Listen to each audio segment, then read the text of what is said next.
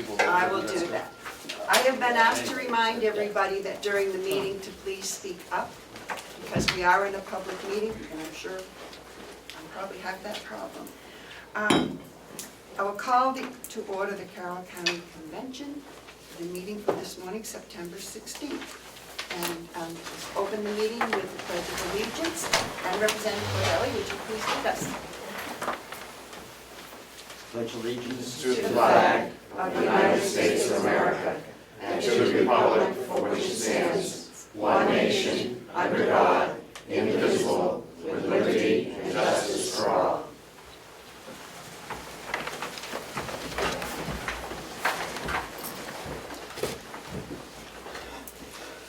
Thank you.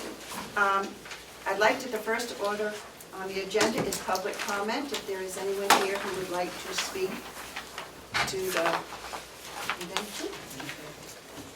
Seeing none, we will move on to approve the May 3rd meeting minutes. So moved, Madam Chair. Second. Were there any errors or omissions or questions? Hearing none. All those who vote to approve them, say aye. Aye. Opposed? I wasn't here, so I'm just saying, I wasn't here for that. Okay. I'm also abstaining. Okay, thank you. Two abstentions. Number 3 on the agenda is the review of the first quarter revenue and second quarter financial reports. Do we have the revenue reports here in this file? Good. Are there any questions? Oh, come on, share. Okay. This is January through June.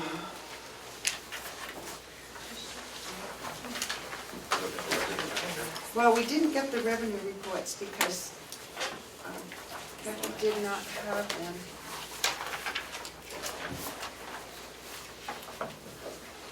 This is through June 30.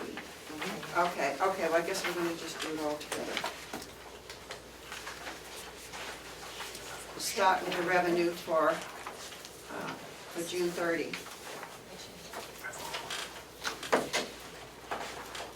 Madam Chair, is the date 9/3/2019? Make sure I got the right. This is 8/13/2019 is the date they were run. And it says January 1st through June 30 of 2019.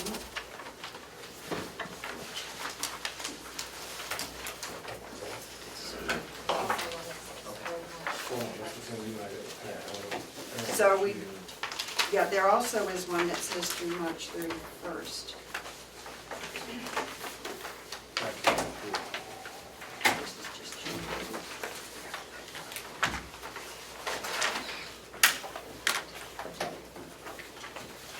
I'm sorry, it's a little confusing because we have different formats because we're going to be looking at reporting formats. So it is confusing. I am looking right now at for the period of January 1st, 2019 through June 30, 2019. Madam Chair? Yes. Just to clarify, Representative Comeau, in the upper left-hand corner of the document you're using, is that the 9/3/2019 document? Yes. Thank you. Because the latest one is 9/13. The latest one is 9/13. Maybe some of that was a table, you can test that. That's a guideline, that's not a report.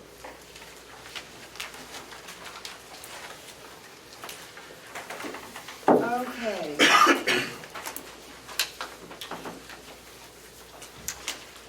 Do we have the report? Do you have a copy of the?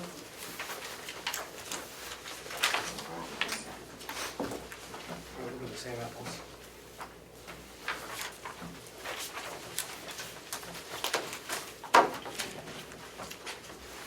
Does everybody have that copy except for me? It's always a secret, Madam Chair. Do you have two? I Okay. Okay, this is 9/3/2019. January 1st, revenue guideline through June 30, 2019. It's the same one. And it's always called guideline. revenue guideline. So someone has one that says, has a different date in the upper left-hand corner, other than 9/3? I just, this is 9/16. Is it through the 30th or the Yeah, 31st? It says through March 31st. They asked Yep, for this is the first half quarter. Yep, that's a different That's document. not what we're looking at, though, right? It's on your agenda. I don't know. March, first quarter, June, It's like first quarter and second. Okay. How can I help? Well, I'm trying to find some people have one in that upper left-hand corner, says Which is the date that it was printed. the date that it was printed on 9/16, but would it be the same information that's on the one that No. is printed? The one that says 9/16 only runs through March. I have a copy of that too, and that's not what you're discussing at this point in time. I don't- That is first quarter revenue. Yeah, That was first printed quarter this revenue. morning. Yes. And I don't have a copy of that one that was printed this morning, so, That's the one that was printed this morning. yes, so it must be the first, This is the first quarter revenue. okay, and that is This is printed the- today, there we go. Yeah, That's what I was looking for. okay. Okay, good, so I just want to make sure we're all looking at the same copy. One of you- Which one are we looking at? Yes, we are looking at the revenue guideline for January 1st through March 31st, and it was printed on 9/16. Okay, let's do that Okay, one. Does everyone have that? Can we look at the also one from January 1st to June 30th? Yeah. yes, but we never approved the first quarter revenue. Okay. So I just wanted to make sure we have our records straight that we're approving the quarter. So There may be some up there. are there any questions on this? Is there anything that is, this shows the percentages that was spent at that time. Does anyone have any It questions? was revenue, it wasn't It was spent. revenue, it's not spent. There, I mean, it's Collected. received at that time. Yes, Representative Cordelli. Thank you, Madam Chair. Looking at the January through March, the revenue for county general is more than the revenue for county general through June 30th. And I'm just curious as to how that happens.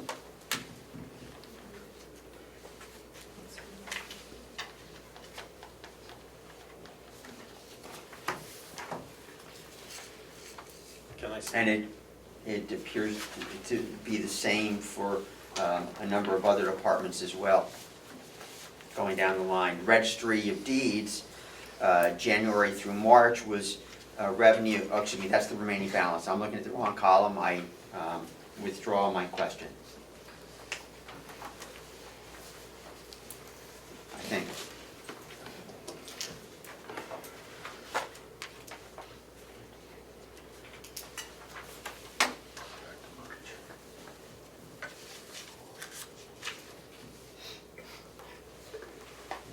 The only number that I see is the online access service, but that must be something that is paid significantly up front or a different due date as percent of the budget. One column related question, if I could follow up. Sure. I'm not sure why with revenue, we need an adopted budget column and a revised budget column. When would there be a difference in the revenue that would require a revised budget? I would think to change the expectation, I don't know. The only time you would see that probably would be if you had a supplemental budget or.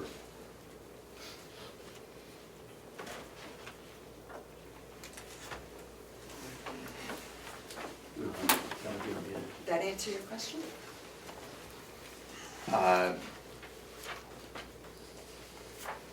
I guess I just don't understand why on this report it's needed, since we haven't done a supplemental budget. And we very seldom have a supplemental budget. I think that's just a formatting of the report.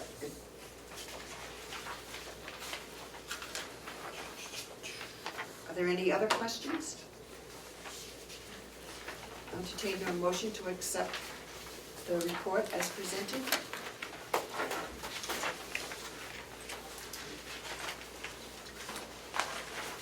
So moved, Madam Chair. Is there a second? Second? Second by Representative Marsh. All those in favor? Aye. Opposed? Thank you. The motion passes.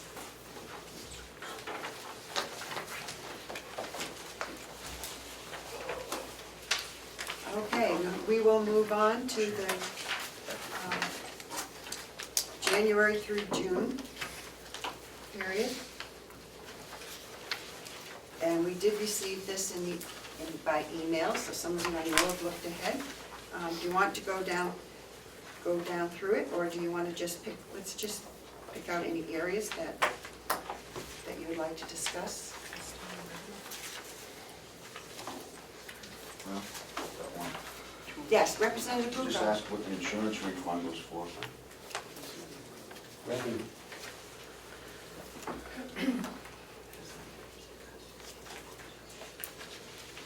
I don't think you heard you, Tom.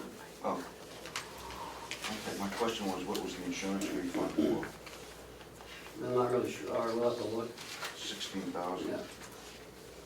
I believe it has to do with workers' comp and workers' comp checks and things like that. I'll have to get with the sheriff. It's all the sheriff's department usually. Thank you. That's a good thing, I think. I'll get that answer to you. Yes. Representative I'm not Cordelli. sure.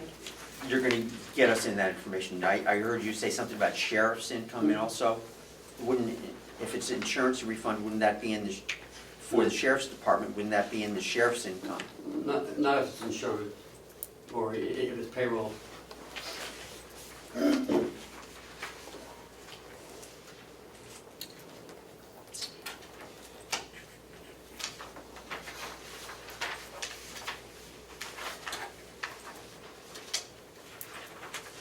Are there any further questions on the revenue section? Yes, Yes, Representative Cordelli. thank you. Hale's location, unincorporated places, I assume that's Hale's location. There was no income from Hale's location. That's right, they normally pay it at close to the end of the year. We have submitted an invoice to them, so we should be getting that from them shortly. Thank you.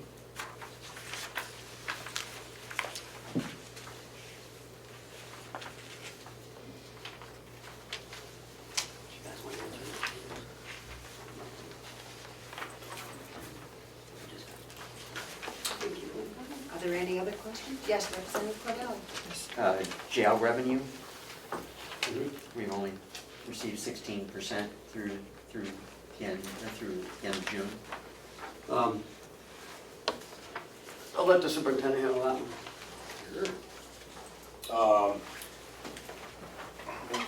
That's what it shows there for right now. The problem is we get checks that are way later than what is actually put onto report, because sometimes the counties don't pay 3-4 months out for the beginning of the year. Always has been. I can tell you right now what we've received so far, which eventually at some point will get into the books, is through, well, I have through August. I can break it down through June, but through August right now, we have on borders alone 126,400. If you want me to break it down through June, I can do that in 2 seconds, if you need a second.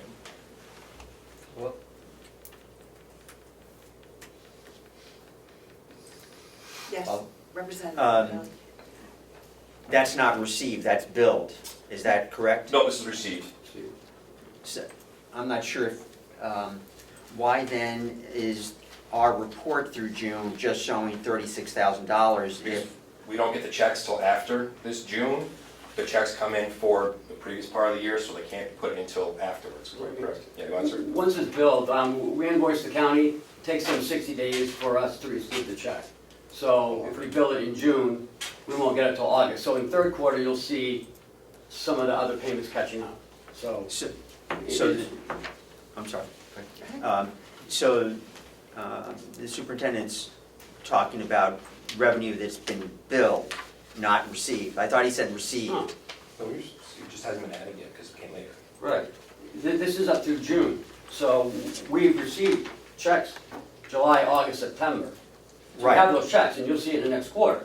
We Right, bill it but out. through, my question then, through June, we've only received $36,000 for the first half of the year. As of June 30th, we received it, yes. Okay. But, Yes, Representative. Yes, that gets me to a technical question. Okay, my understanding is that we're using a modified cash basis accounting system, which means that they should appear on these reports when we actually receive the cash. If it's an accrual accounting system, would you not put the income on there when you send out the invoices? It can be either way. It's legitimate to do it either way, but Right. it should be clear to us what you're doing. We bill it, and when we receive it, we book it. Right, so With you're cash using a basis. cash basis accounting system For the jail. for the jail. To the jail. Thank you. Yes, It's different for other departments then, the The accounting sheriff's basis? department gives me a report every month what they build out, and I put it in as accounts receivable. But the jail does not do that. Their billing, I think, is a little more quirky. yeah. Representative MacDonald, I think you had your hand up first. Oh, thank you. I just got a quick question on the nursing home fund here. What's the, there's money that comes in from the cafe, and there's income from meals. What are the two differences? What's the income from meals? Meals are what the jail gets from the nursing home, and what the jail pays the nursing home. The cafe is what we go into the cafe, Okay, and somebody buys it. okay, thank you. Representative Yeah, Marsh. this is a follow-up to my other question. Is it a standard accounting practice for counties to consider some departments on a cash basis and other departments on an accrual basis? Because it seems very confusing to me that we're doing that. Yes. That question was answered by the auditor last year, because we had two different accounting systems, and my question to the auditor was, how do we reconcile that? And she just said, you can't. So there's a problem there.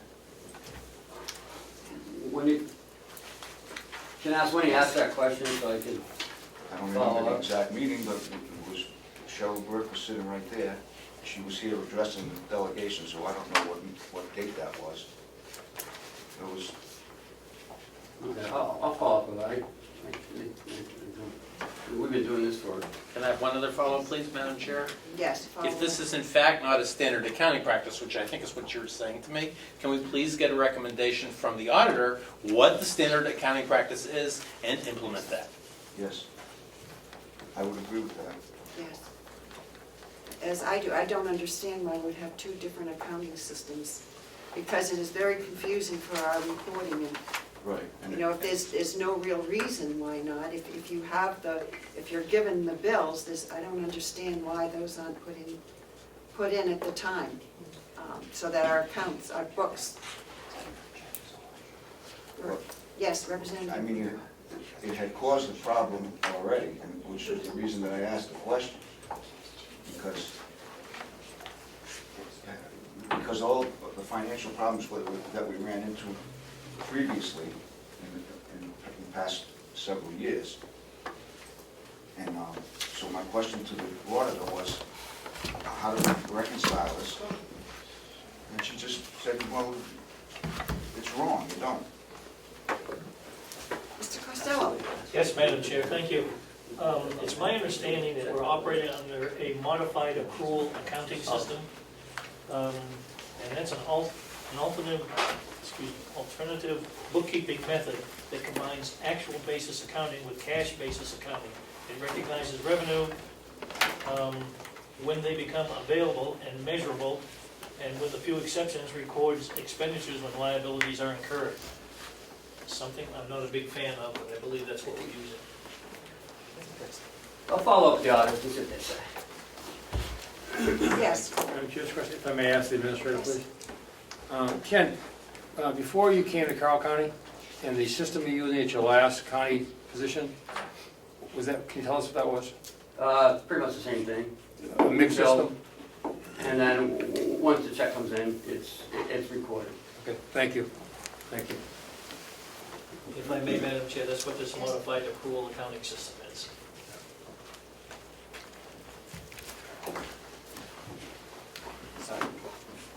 did you have? I'm not, I'll wait. Okay. Are there any further questions? Yes, Representative Cordelli.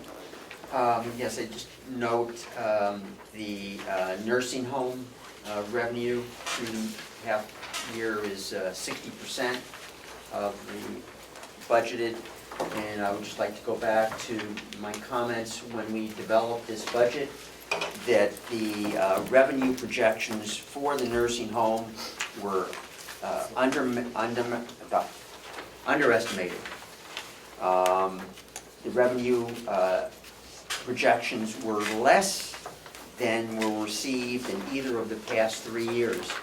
So I think this is proof that we have underestimated the nursing home revenue. I remember the discussion that they were being conservative, but I think that the experience this year and previous years has shown us that we are over budgeting expenses and underestimating revenues, which is a problem for the taxpayers.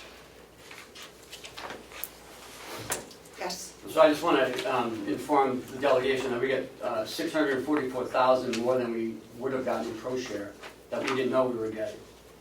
So that might answer that statement. I'm not sure. Yes. Madam Chair, the only lines that has significant variance is the pro share line. Everything else is tracking just about exactly where it should be. But the pro share is not a number that we increased the pro share line from last year by, upped it by some $200,000, from $1.2 million to $1.4 million, to increase the revenue. We had no way of predicting that we would essentially get this windfall this year. Madam Chair. Yes. We specifically debated the pro share line in the budget, and as I recall, we did not actually increase it to the full amount that the Commissioner of Health and Human Services told us we were likely to receive. So if there's any fault in the budgeting of that line, I think it rests on the delegation, and we should do a better job going forward. Yes. Madam Chair, got a backup question. Is there any advantage to use the other accounting system when we get to the end of the year so that we show what has been billed? Would the numbers be an advantage to us?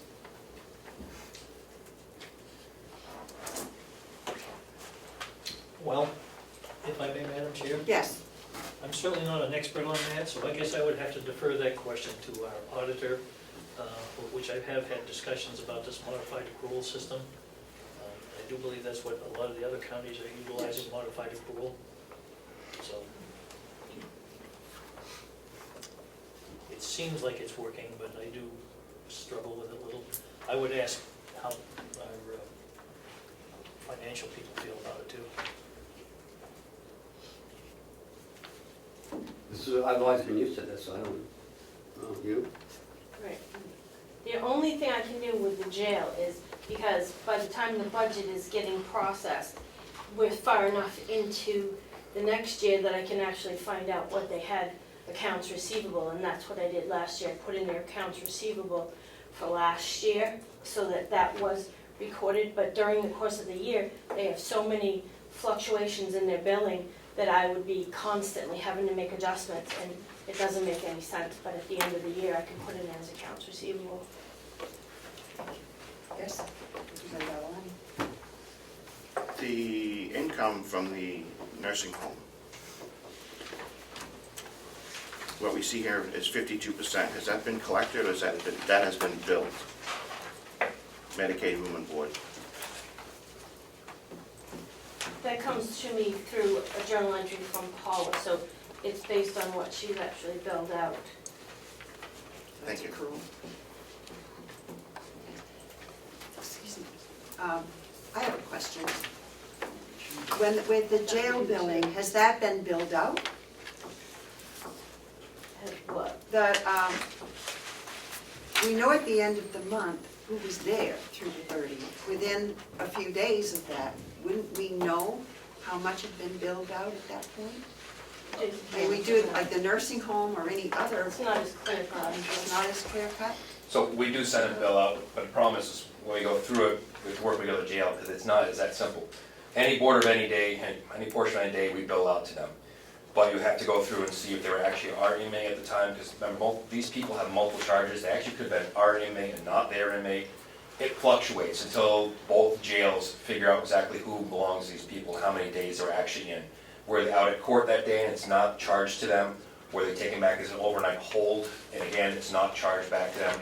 So it takes a little bit to work all these out, and it does sometimes take a couple weeks, because they're, no offense to the county, they're just as slow as other counties are working this all back and forth.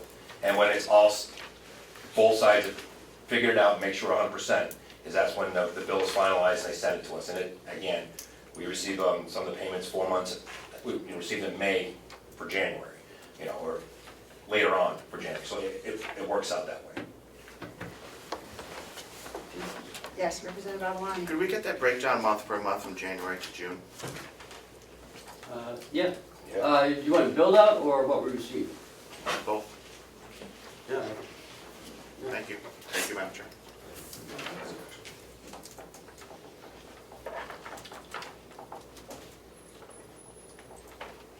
Are there any other questions? Yes, Representative Cordelli. Thank you. I know our registrar is here, so I was just wondering, we're at 45% for the mid-year point in terms of revenue, so I was just wondering what the third quarters look like and what the expectations are in terms of revenue projections for the year. Thank you. 45% at the end of June is pretty good, seeing that the first half of the year is the slowest, the first quarter being the very slowest. At the end of August, we were at, well, compared to last year, we were the same. We were 0.1% less than last year. So the last quarter is going to tell how we do for the year. So the county, so far to date, has brought in $600,440, which is a 0% change from last year. If you go to more decimals, you get it to be 0.1%. Last year, at this point in time, we were at 601,047. If you look at the gross income, we were up. We were up from 6,000,006 to 6,000,008. So gross income up 3%. Net to the county was the same as last year. So Madam Chair. things continue on. I'm hoping we'll make budget. Just a clarification, today net, what date is that? The numbers I just gave you were for the end of August, Thank you. August 31st. September, the first few weeks have been booming again. I can't tell what's going to happen. It's just been a crazy year. Last month, we were up 18%. July, I mean. August, we were down 7%. This is from the prior year. And it's been that way all year. Just the months are erratic. But there has been a lot of activity. A lot of activity, a lot of big price tag sales, which is why the gross revenue is up and not the county revenue quite so much. Yes, Representative Cordelli? Thank you, Madam Chair. I was just wondering, is that ACS output you're looking at, or something else? ACS, you mean capital? Financial system. We're the same. I report what we receive. We Okay. don't have receipts after the first. We are strictly cash. Right, but I was just wondering if that was a report from our financial system that you were reading from. No, it's my report. that you track yourself? Yes. It should be the same as Catherine's report. Representative MacDonald? Would it now be the appropriate time to compare a revenue with an expenditure?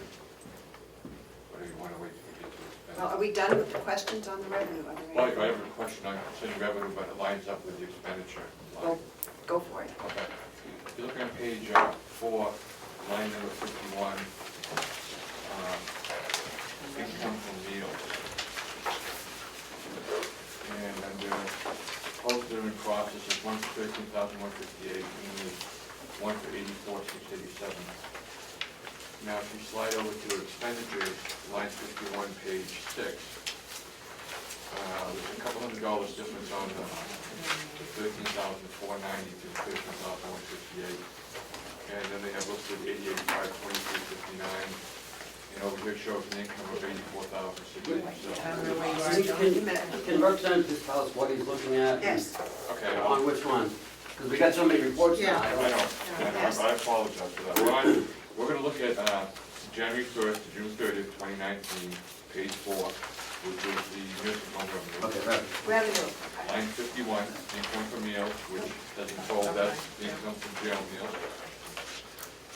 And go over 1 through 3 columns, there's 13,158.80.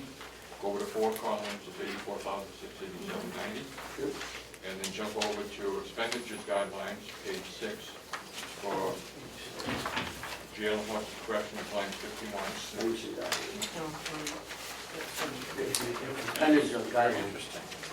There's just a couple $100 difference on the 13,490, but when you go to 88,523.59, that's about $4,000 difference from the reported revenue for the income from meals. I just was wondering about that.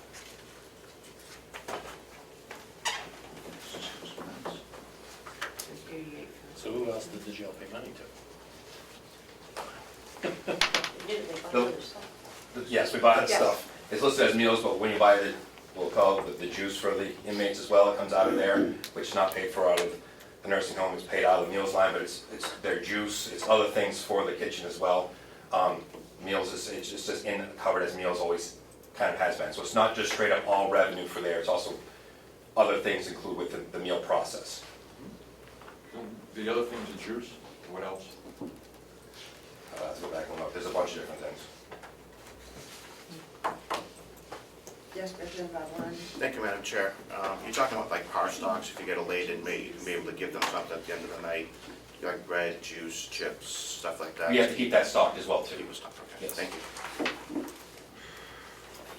There would be additional detail for all that under the meals. Correct, it's in the details, it's all there, yes. Right. Could we copy that?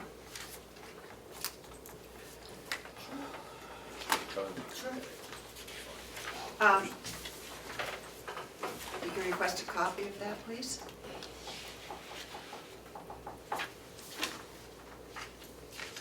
Are there any other questions?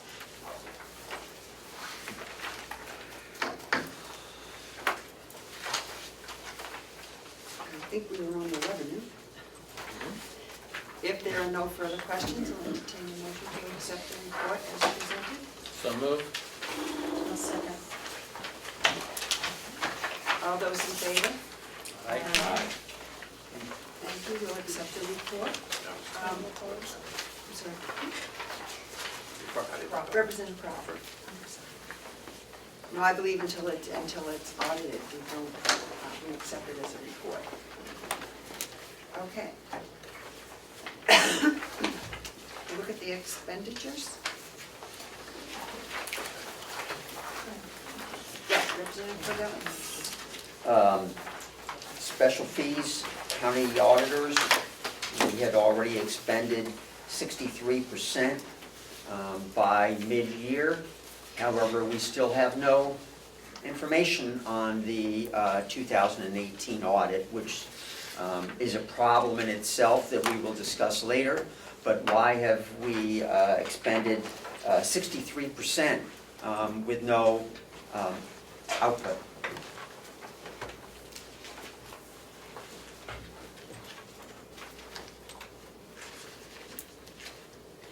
clarify which document? I'm sorry, the expenditures guideline dated September 3rd.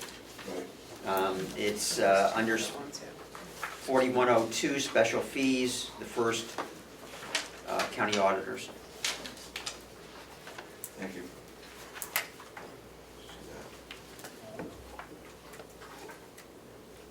Year-to-date, 22,000. This report, the one that was printed this morning. These expenses. Okay, does anyone have an answer to? They're working, the biggest hit is early on when they first start, because they spend so much time. So they're getting very close to being completed. So they just bill it as an in process, as they work on it, they send us a bill.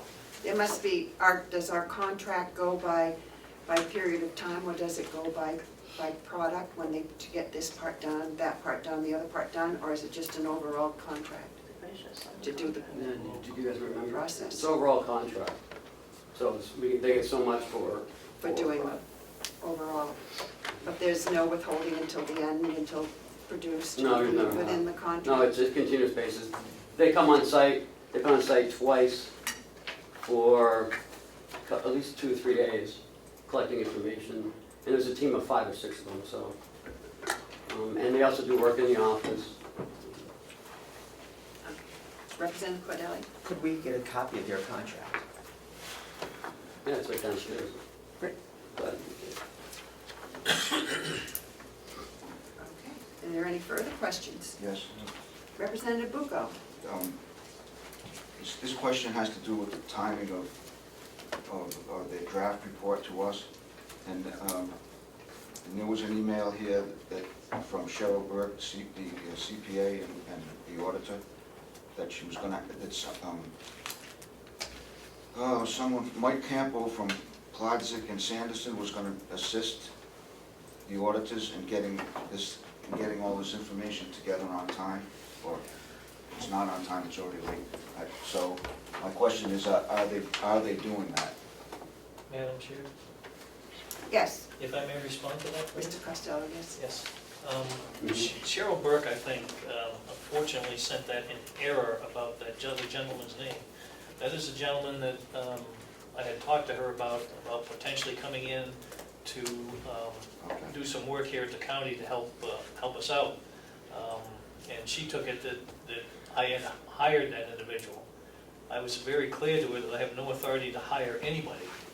And that was definitely not the case. And so she did send that in error. So, okay. Yeah, So it's so not that happening. whole thing has to be disregarded for that individual, because he is somebody that we're talking to potentially, but nothing has been cast in stone yet. So, just one Yes, follow-up. So I Representative. guess this came about because they were not able to get the required information on time. Have they been able to do that now? Thank you.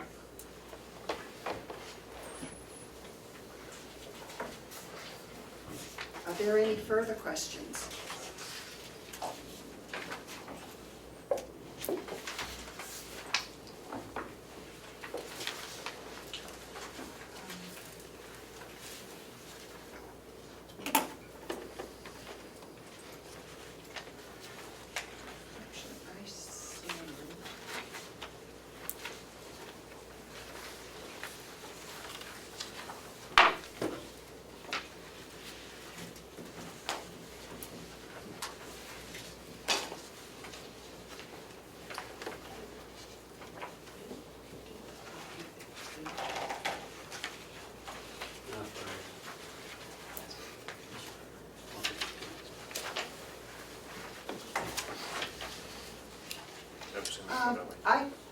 Okay, was there someone else? I had my head, I'm sorry, I had a question. This office supplies is 196% over budget. Was there something major there? where are you? I am on page 9.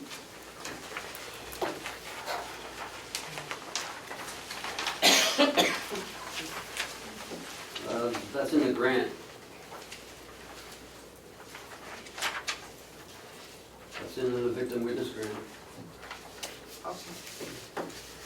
Could I ask that's county attorney, but unless you know something about it.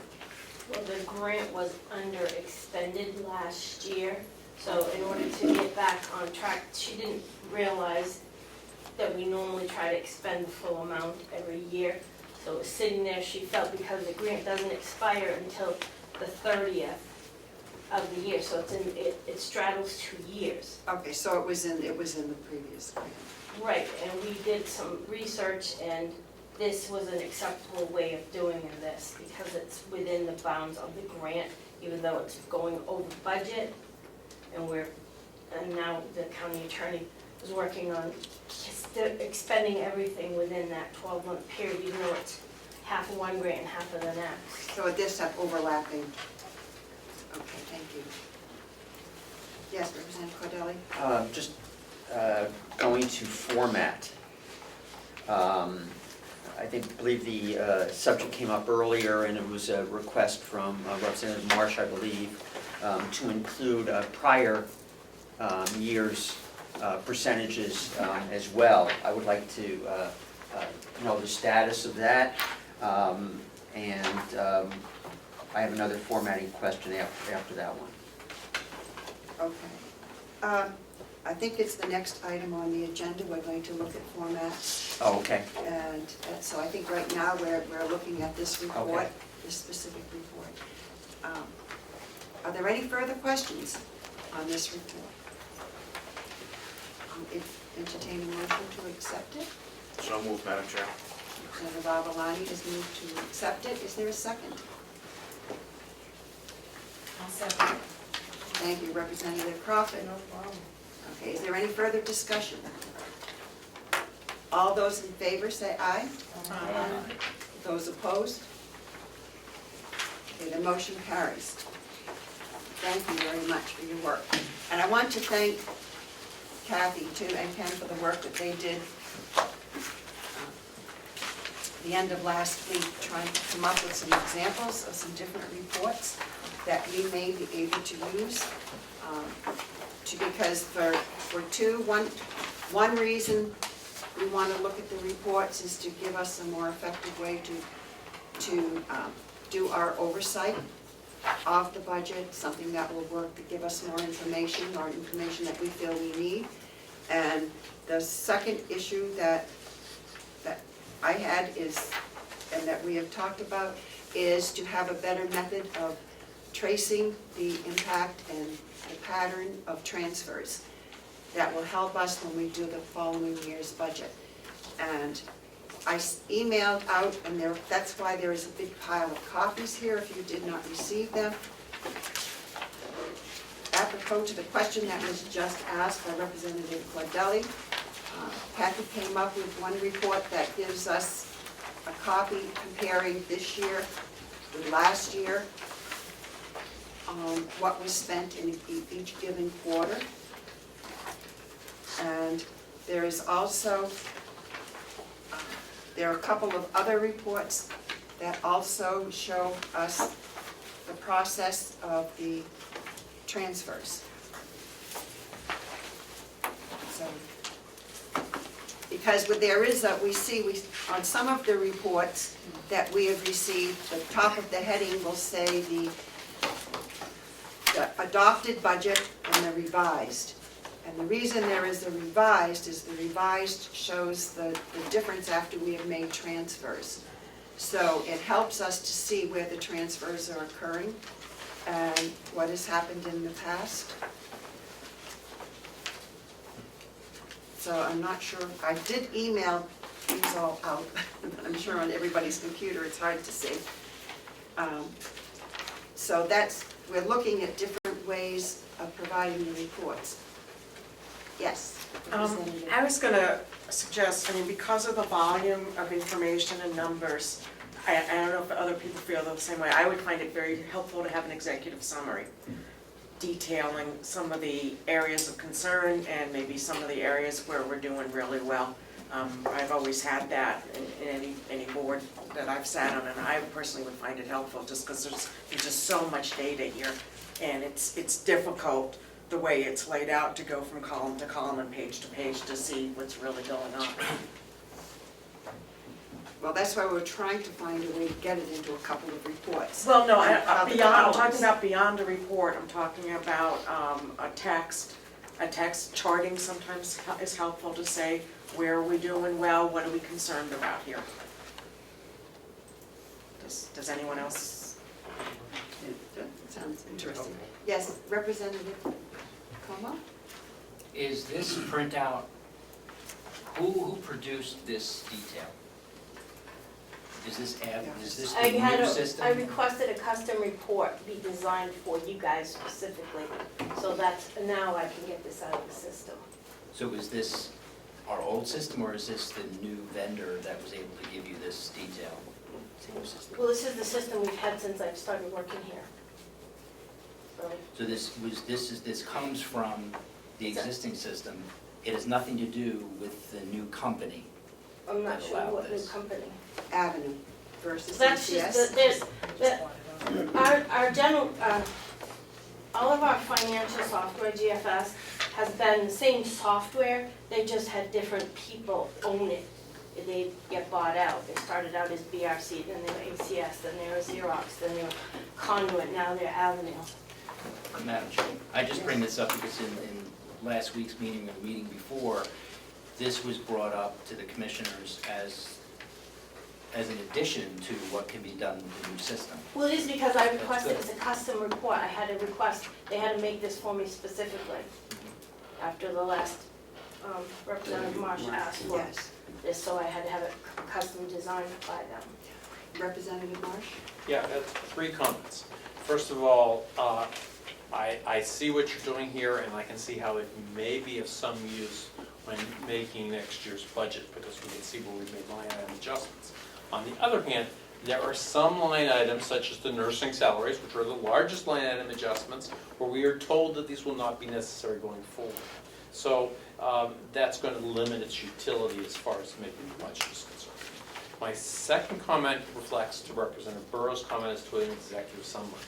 I do not think this reporting format can replace the other reporting format we just went through, because most of us use the percent column as our executive summary to basically scan down quickly and see where we're concerned, because we don't have anybody working for us to prepare an executive summary. We have to do a lot of this work ourselves. So I think that losing the percent line is something that is not helpful going forward as far as monitoring expenditures through the year. My third point has to do with, does this actually give me a prior year to date column, which would be particularly pertinent in cases like the deeds revenue we just heard about, which is very seasonal. Being able to compare last year's prior year to date to current year to date is exceedingly helpful in instances like that where revenues or expenditures are very seasonal.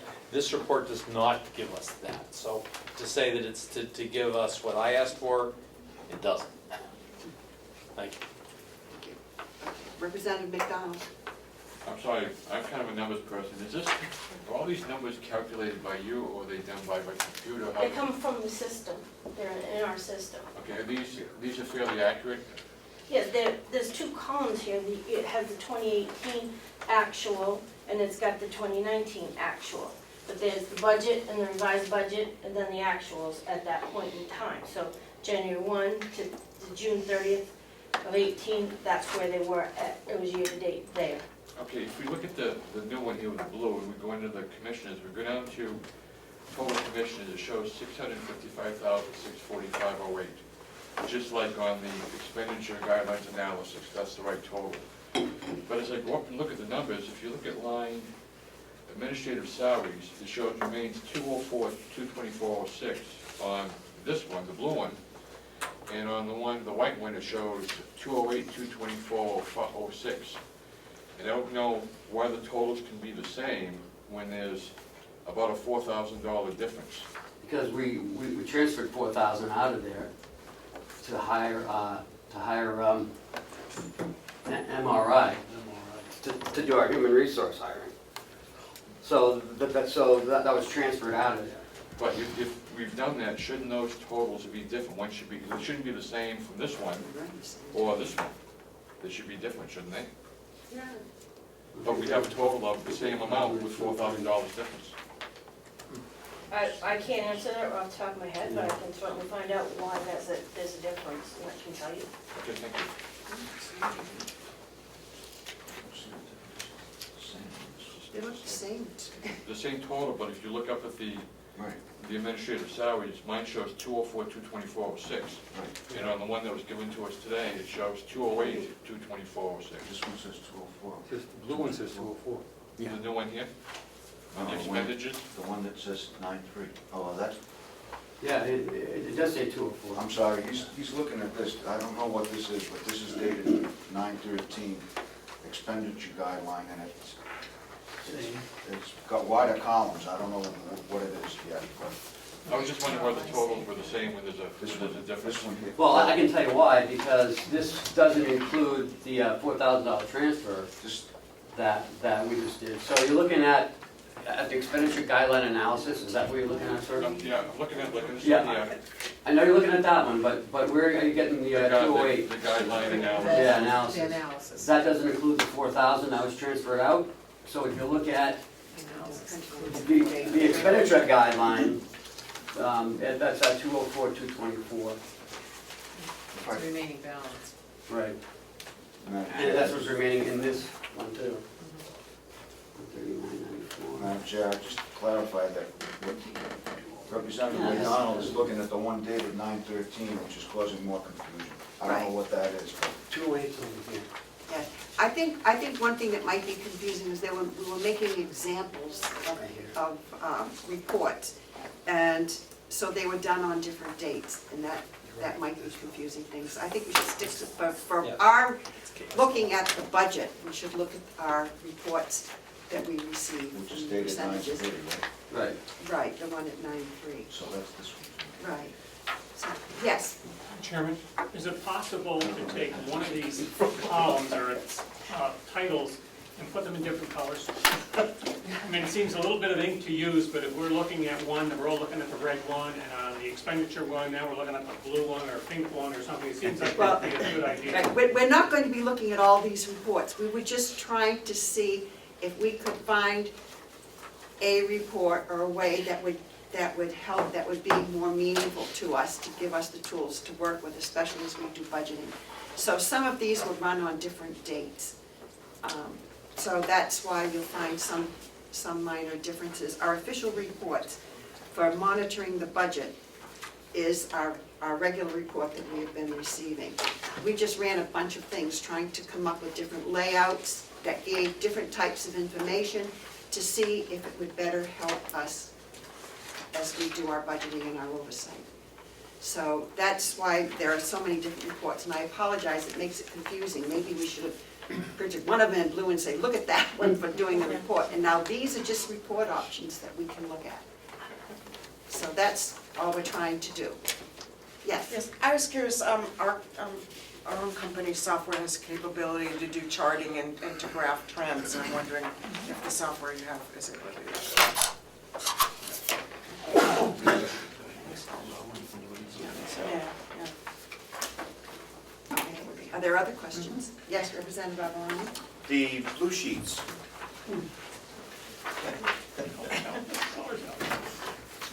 Are these exact numbers that we? Thank you for that. Thank you. I'm just looking at the nursing home. The other stuff is just too much. At the bottom line,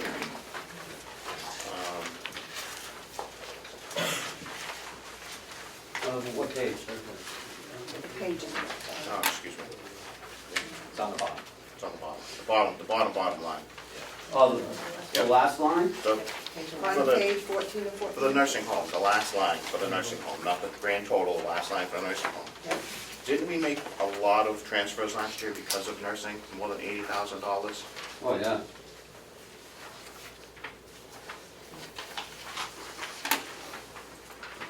Did we transfer money in to the nursing home? No, Yes. it was all transferred within the nursing home. There's no Last supplemental year. appropriation. Last year you're talking about. Last year. Did we transfer money into the nursing home?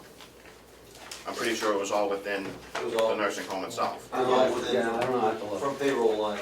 There's no supplemental appropriation. So it was typically from the nursing line into agency and then overtime.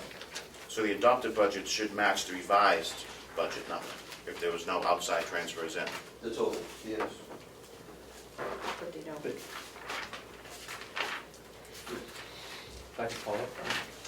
Yes, Representative Representative question. Cordelli? Your point is that unless that there was an inter-department transfer, an intra-department transfer, this 14,716,000 should be the same in terms of both 2018 adopted and 2018 revised. Correct. Oh, there was.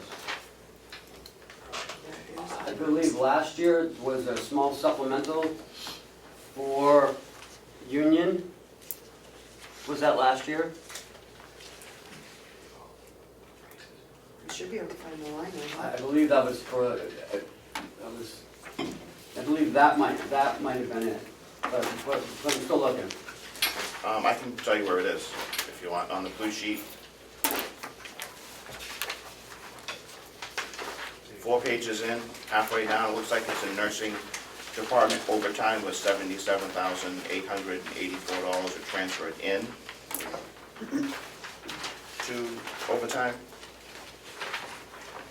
That would be the largest number that I can find, other than the little ones. Is that page 6? Page 9 of 11, excuse me.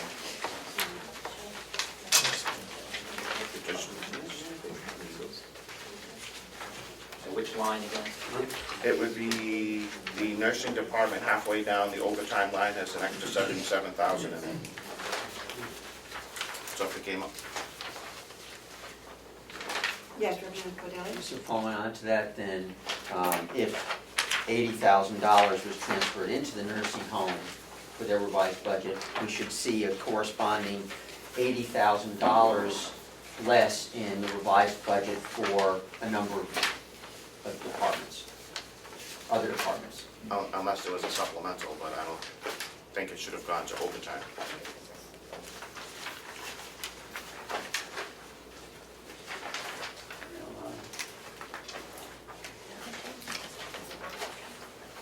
Yeah, it's not a transfer, so. Wasn't there an insurance too? No, I'm telling you, it was a supplemental for the union. Yeah, it happened in the sheriff's department too. We took it out of fund balance. Fund balance, yeah. Took it out of fund balance. It was out of fund balance? Yeah. When you approved the contracts for the nursing home and the sheriff's.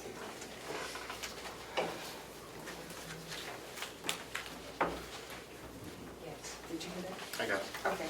I got that. Avellani? But why was it all deposited into overtime and nursing home? Into the nursing department overtime budget line? I don't know, sir, we'll have to look that one up. Sorry. I can give you a copy of my journal entry when I had to post that stuff,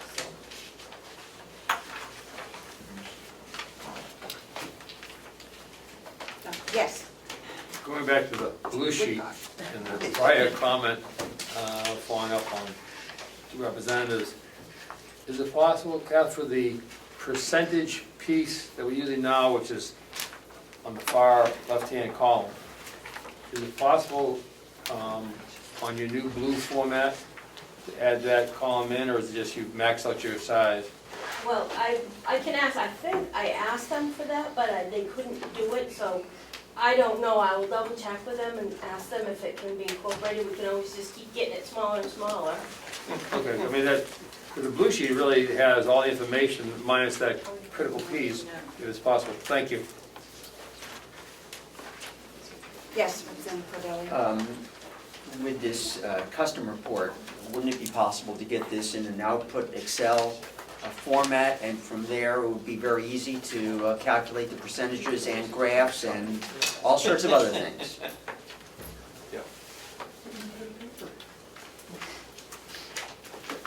Would that be possible?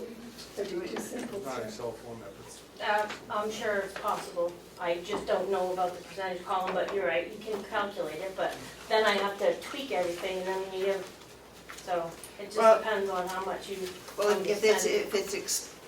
if this is exportable to Excel, then we just have to put the formula in, and it will do it. Right. For us. Right, but it'll have to be done every single time I run the report. Just an export, isn't it? It's just an export, isn't it? Right, but then it'll have to be it's fine, I'll check into it, but I'm just saying. Yeah, if there's a way we It can has to do be it. manually massaged. It would get us in one place, So- so we're not looking, and it would give us the information. Yes, Thank you, Madam Representative Chair. Ticehurst. So I know that I've worked on this issue for a number of years, and I think I understand that even though we can get it in Excel format, it's not a clean translation. Columns are off, it needs to be reformatted, it does take a considerable amount of time to fix it up so it's usable when it's in the Excel format. Is that correct? That's partially correct, because some reports do come down cleanly, but right now, we're working, I'm hoping by the end of this year, we will be able to be up to the current version of our software. We are not, because our hardware is not, my server is failing, and it's not going to be supported. IBM is no longer supporting it. We're moving to the cloud. That process has been extended because of the software people, not because of us. And once that we get up to the actual current version, then there are more of the reports that will roll down into Excel more smoothly. But right now, some of the reports that you guys look at, it's not usable in Excel. Thank you, Madam Chairman. Representative Comeau. Can the administrator give us a quick synopsis of how the new company that bought the old system and how the reports are going to change? Is it going to, and what is the implementation plan to bring the stuff to the cloud? Because it seems like you're telling us that once it gets to the cloud, once that gets in place, all these reports are going to be very easy to run. And if Not all. that's not true. I mean, it'll be a considerable upgrade for us, because there are a lot of fixes and a lot of patches that we can't update because of our server. Kathy's been working with them. They're coming up on the 23rd to present it to the commissioners. The AP, the PO, AP, and possibly a cloud presentation, I'm not sure, maybe. But we have a timeline in place, fairly solid, hopefully by the end of the year. The commissioners wanted they wanted to see what the software can do, so he's coming up to do a presentation on the 23rd. Representative Cordelli. Thank you. Is that the 23rd of this month? October. October 23rd.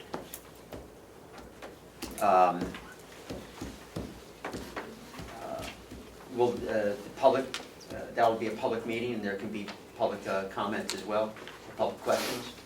You'll have to ask the commissioners. I'm asking anybody. Commissioners? Okay. Follow? Yes, Representative Cordelli. It was my understanding from watching a prior commissioners meeting that there is an implementation plan. There's a lot of things involved. I have a lot of questions. But there is an implementation plan that Kathy has that the administrator is not privy to. I'm not sure exactly how that happens, that the administrator is not privy to it. But I was wondering if we could get a copy of that implementation plan. First off, that was in the minutes, it's not what I said. Excuse me, but I watched the video again, and that is what you said. Okay, let's go back and forth. Go. Thank you. Thank you. Yes. The reason why I Representative mentioned the new system is because we're having a discussion about formatting when we don't know how the new system is going to operate and what they can give us. So I don't know how much we're going to accomplish asking Kathy to do more and more when they may already be able to do this very quickly. I think what I'm trying to figure out is what we want to show that. That's is why. basically, and I know, we've talked, and I think we need to work cooperatively with her. I don't want us to be going in and asking everybody coming in from different angles, asking for a lot of different reports and different things from the business office. I think if we can make our decision as to what we feel we need and what we expect, that maybe we can come up with, working with ACS, we can come up with a couple of reports that will give us what we want. And that's my goal. Hopefully, we can do that as simply for the office as we can, but give us what we need to do our jobs. Yes, Commissioner? I would suggest maybe that the delegation come up with exactly what they want, and you have a representative or someone come to the October 23rd meeting and hopefully have your questions and what you actually want, and bring it up to the gentleman that's come. Give us what you want, if it's possible.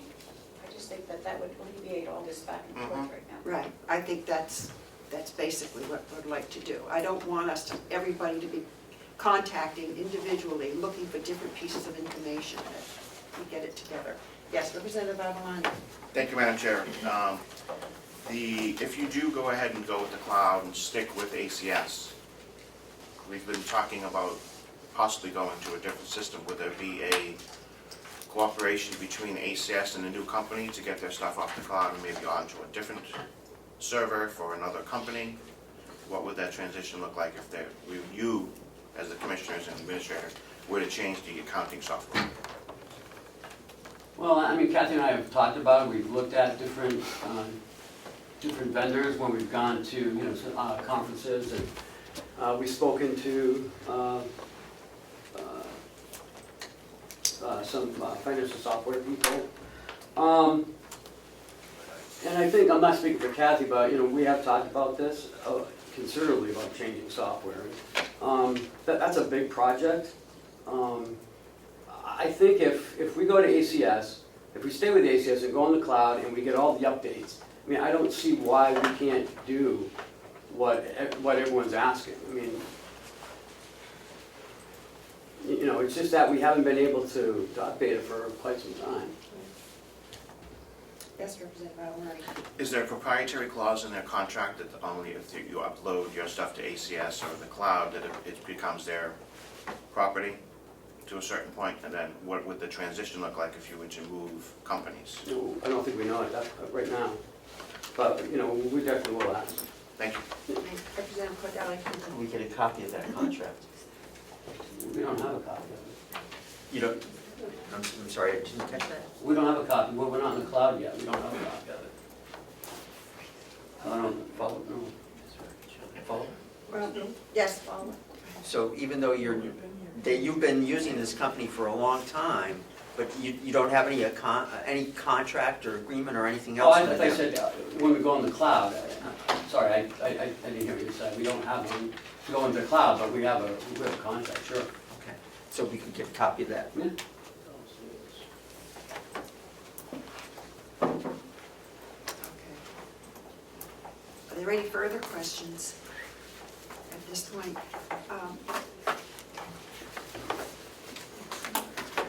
Yes, Representative Avellani. Moving to the cloud, would we still have a hard copy of whatever we send there on premises in case the cloud goes down? We can't access it or anything else like that, or something catastrophic happens, given the records retention that we're supposed to have?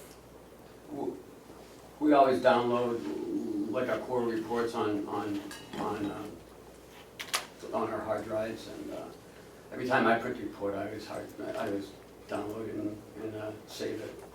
I don't understand what you're talking about. Like every. If we send all this information is in the cloud, it's not on our server on site, and we lose the ability to communicate with that server for a week, how would we be able to go forward from there?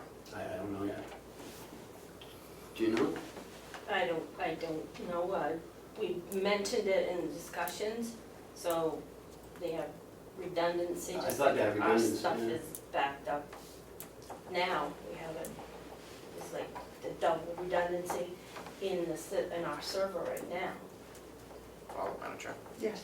We have it here on site, Right, if we're no longer gonna use we our. talked about that, I'm just saying, I would have to double check with them exactly what their plan is, because I don't know off the top of my head. That's been addressed, but I don't have anything in writing at this point.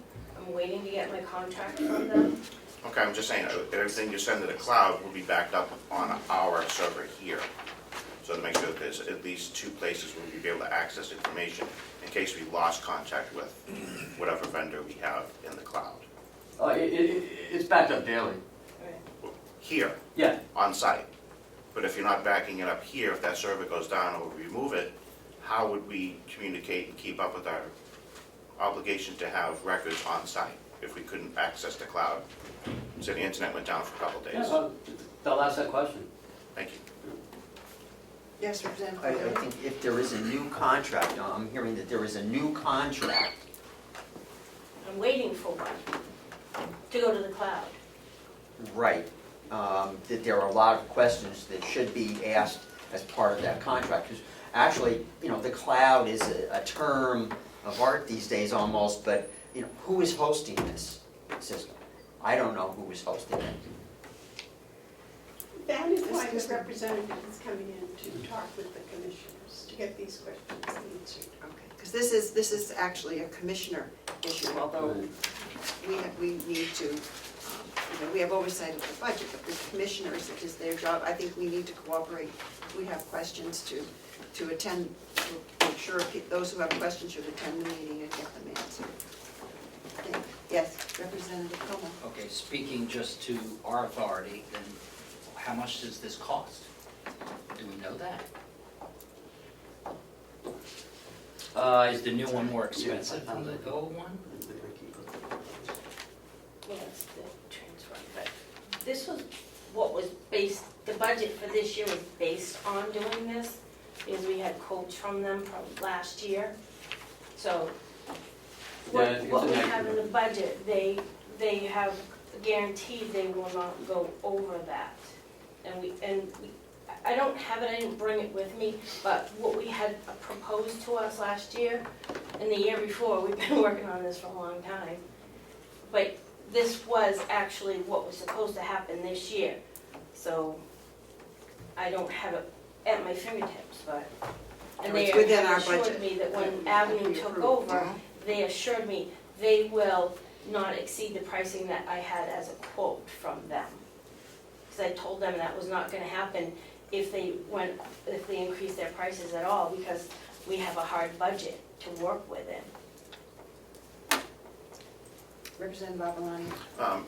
Speaking to the chair, would you entertain gathering some questions from our delegation and forwarding them to the commission chair to see if they would be answered? I think that would be helpful, especially for those who can't attend the meeting. If we have any questions, forward them, and at least they will come from one place.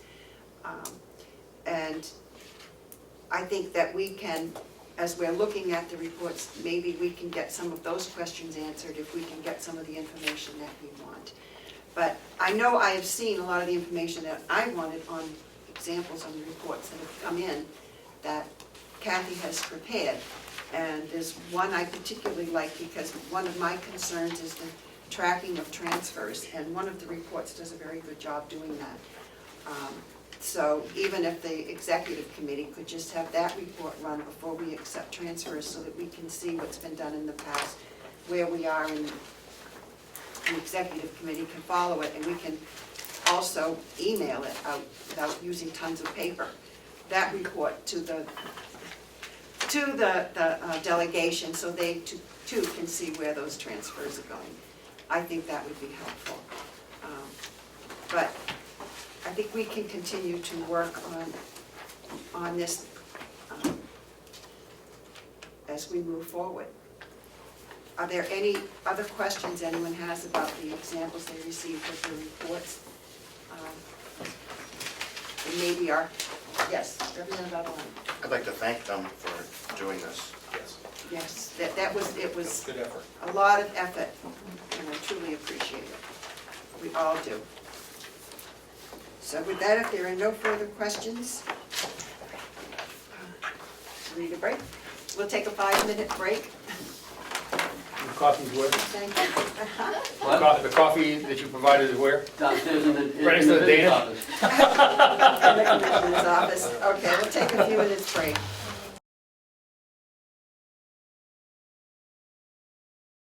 Yeah, yeah. We wanna look at what the Out of my last memory. Right. That's why we wanted that column to stay fixed. No. Okay. We're gonna call the meeting back to order.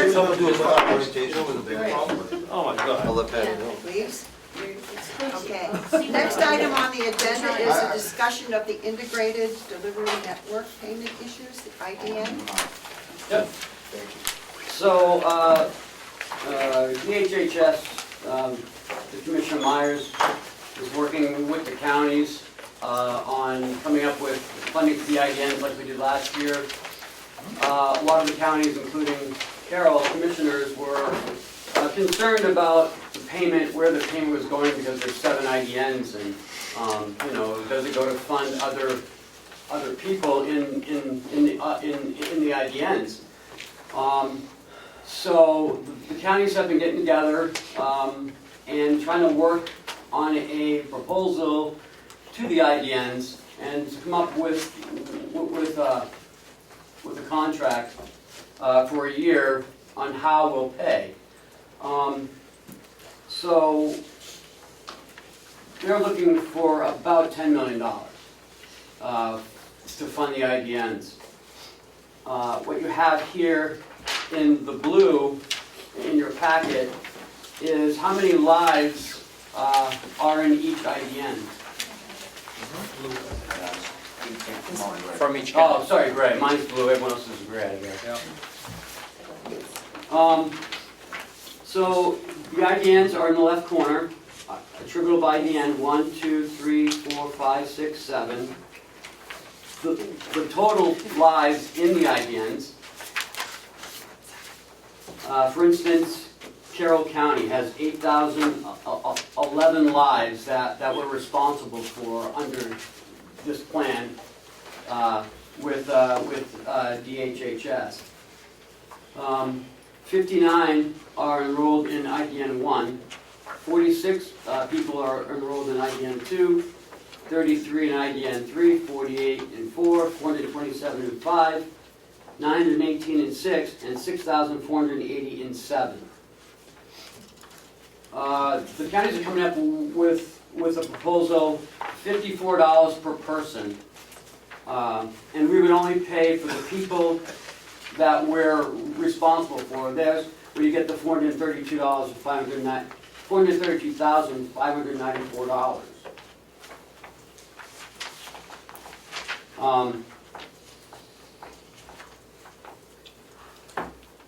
The IDNs, or the 1115 waiver, I believe is the last year, is 2020. After 2020, it's going to go away, or some other type of funding is going to have to be done through the IDNs, or they will just dissolve. We're not sure. There are plans in place. The hub and spoke is what the governor is looking at. The counties are working collectively to come up with some sort of a plan for 2020. And if you look at some of the IDNs in IDN 7 are Eastern, Grafton, Olive, Cowas, and Olive Carroll.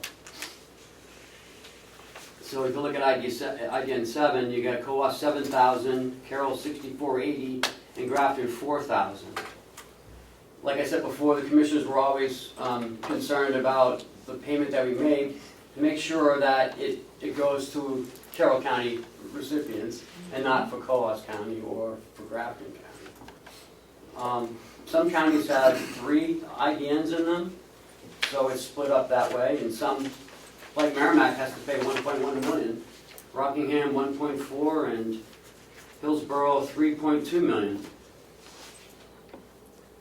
So that's what we're looking at. We received $2 million in pro share this year. There has not been an appropriation for the IDNs for this year.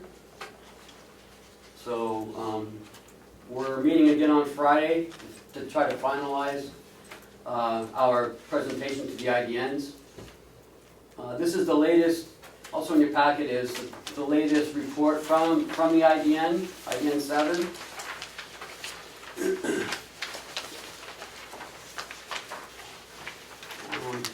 Some of the other concerns we have is, you know, there's not a lot of financial reporting on here. So what are they doing with, you know, with the $432,000 that the counties are giving them? So we're going to try to come up with standard reporting from the IDNs to the counties, so we can get a better look at some of their financials. Where is all their money going? And is it helping the Carroll County resident? Okay, Representative Avellani. Thank you, Madam Chair.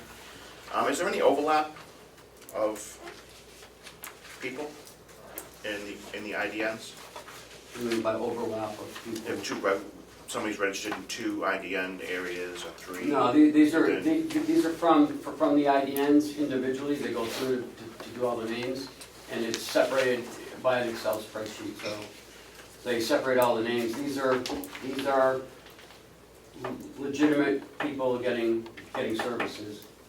Some are in IDN 1 though, but they're still Carroll County residents. We will pay for only people from Carroll County. Clarification. Yes. Is it, so if somebody's registered in IDN 1, they cannot be registered in IDN 7? Right. That's what I mean by overlap. There's Yeah. no double, I mean, double dipping? You may get services, but we're only paying for one person. Okay. Thank you. Are there any other questions? Yes, Representative Marsh. Yeah, I would just like to point out, in addition to what Ken said, that if you look at the last page of the New Hampshire Health and Human Services report that we have, that the total funds awarded to Carroll County agencies being significantly in excess of $1 million. That figure is substantially in excess of the cost to the county, the $432,000, and that's attributable to the federal match, and also that we probably get a slightly disproportionate share compared to the other counties. So I do think that we are being treated fairly. I would ask that when you look at this, you may need to look at the fact that whether you're looking at enrollment prospectively or retrospectively, because that you're making payments prospectively and you only get the enrollment data retrospectively, that could be an issue in developing this contract. But just on the back of the envelope calculation here, I don't think we're getting a raw deal, and that's a good thing. Representative Avellani. Just to clarify, Representative Marsh's, that's a 30-month is $1 million, or did they make a mistake? It's supposed to be 1 year? Because it looks like it's 2.5 years in that $1 million. I can't answer the question off the top of my head. Okay, thank you. We've seen similar figures when they came up here and reported to us that the amounts paid out were significantly in excess of the amount that they were asking for from us.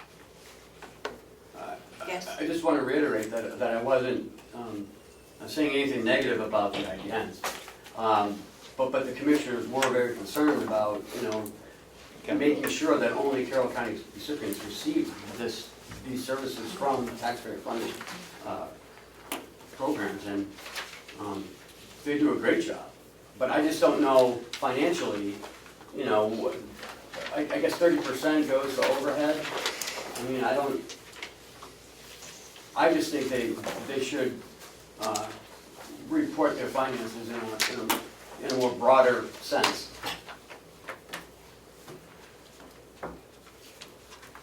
Yes, Representative Ticehurst. Thank you, Madam Chair. I think I recall that Superintendent Henry is involved in the IDN, so No, he used to be. I still am on steering committee. Oh, you still are? Could we ask him to explain a little bit about accountability? Accountability?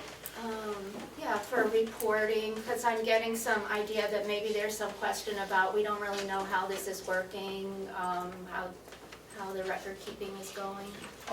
My role is to sit on the steering committee, and as projects are presented forward, we make a decision if we think it's a viable project under the IDN. As for the reporting of the other aspects of the financial, that's all that I don't really have anything to do with that. Thank you. Representative Avellani, do you have a question? I do. I'm concerned that we're gonna pay $432,000 when the total Carroll County agencies received $1.1 million in 30 months. It's about the same. That's what I'm saying. Are we, In 30 months, we would pay in approximately $1,080,000. I'm just asking if we're, Last page. the money that, follow that. Yes. The money that has already been paid, moving forward, looks like we'll be paying that number instead of it coming from wherever it's coming from now.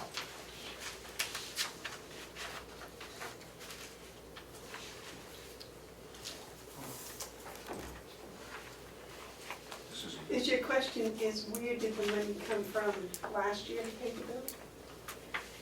Or the year before. Well, last year was pressure money, correct? Last year was the first time that the counties had any input as far as paying. Prior years, they received grants from the state and the federal government. And I can tell you, some counties, aren't happy with this, but it was the fairest way that we could come up with, and everyone felt better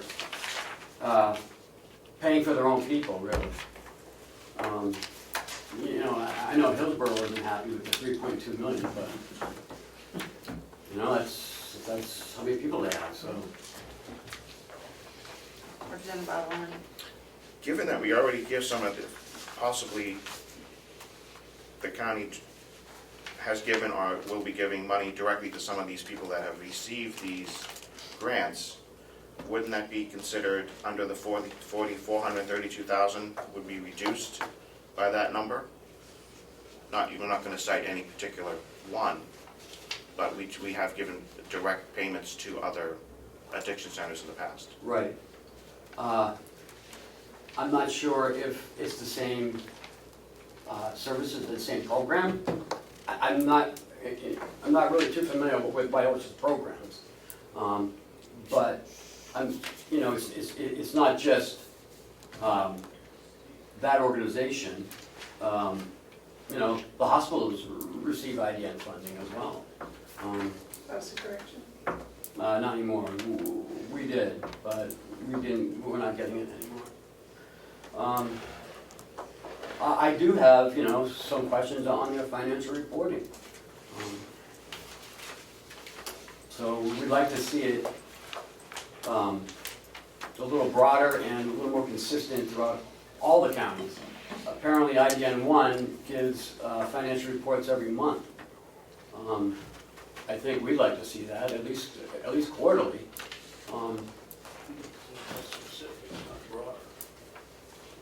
Well, and they do good work. It's just, we don't see them enough to understand what they're really doing out there. And I just think, I know I'd like to see them more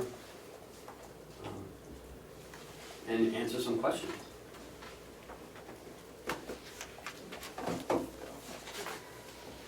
Representative Ticehurst. Thank you, Madam Chair.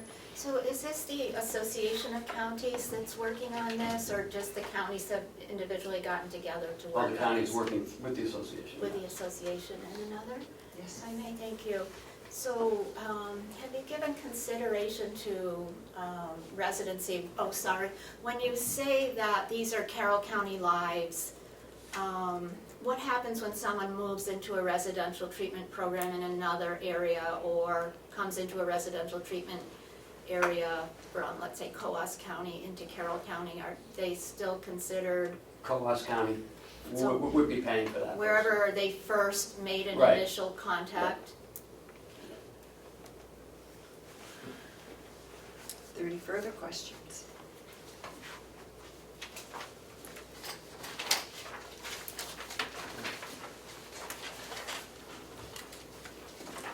So I'll be sending out more information after this Friday's meeting.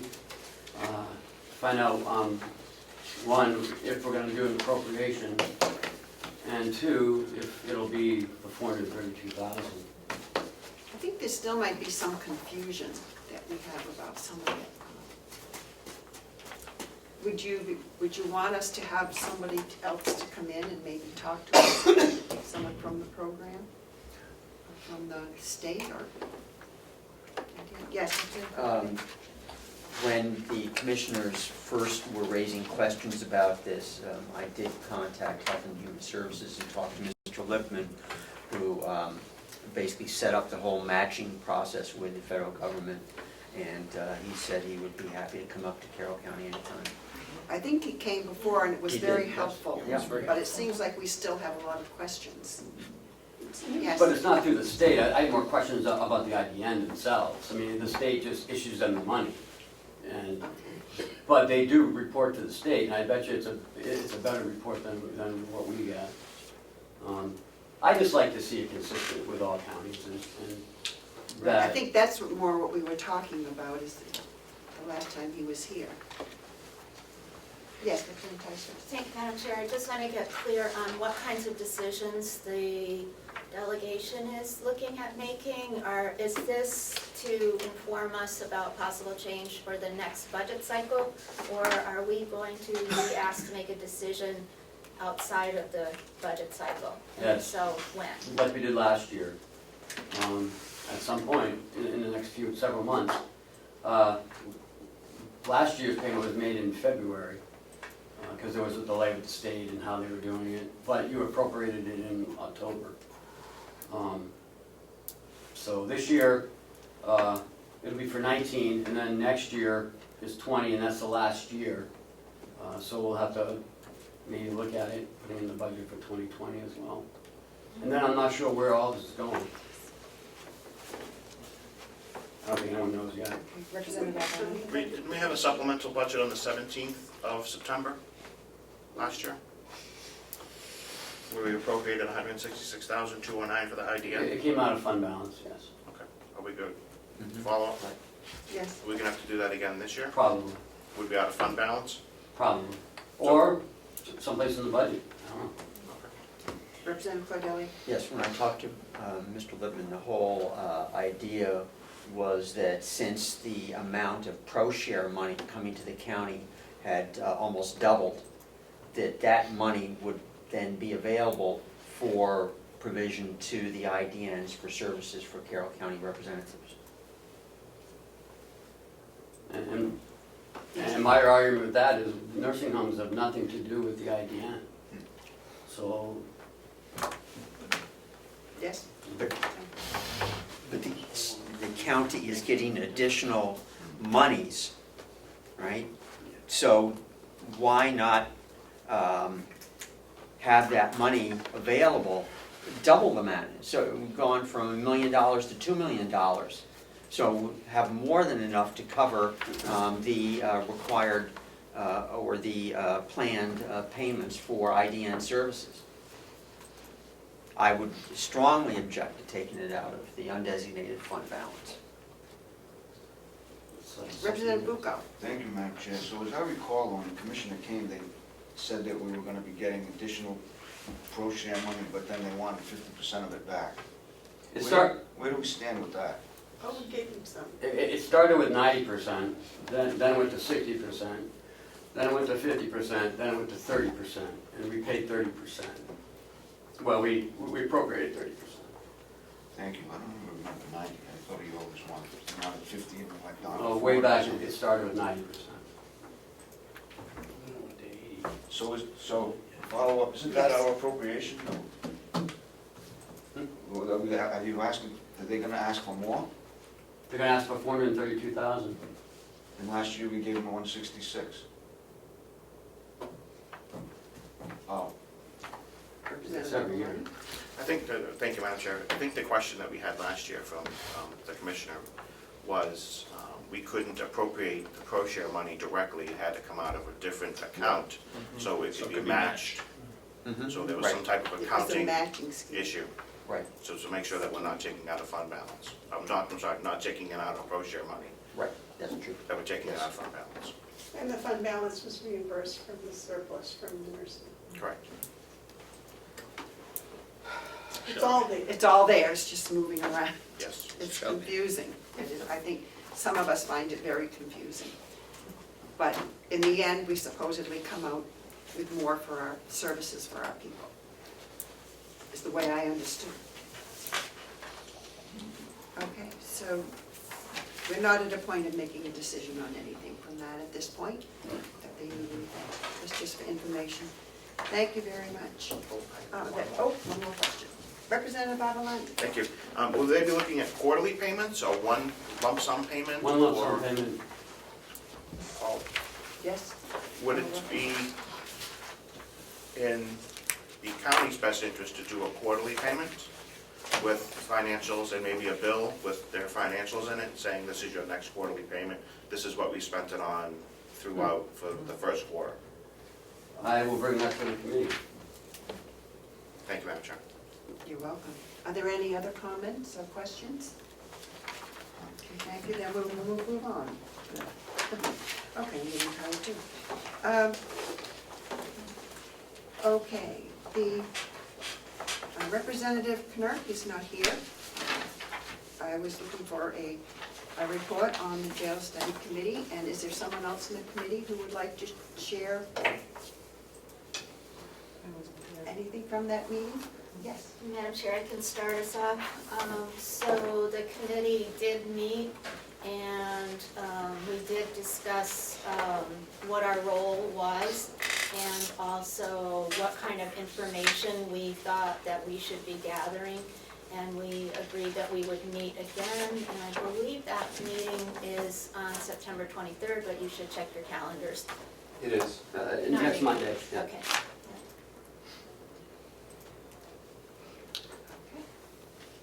Are there any further questions?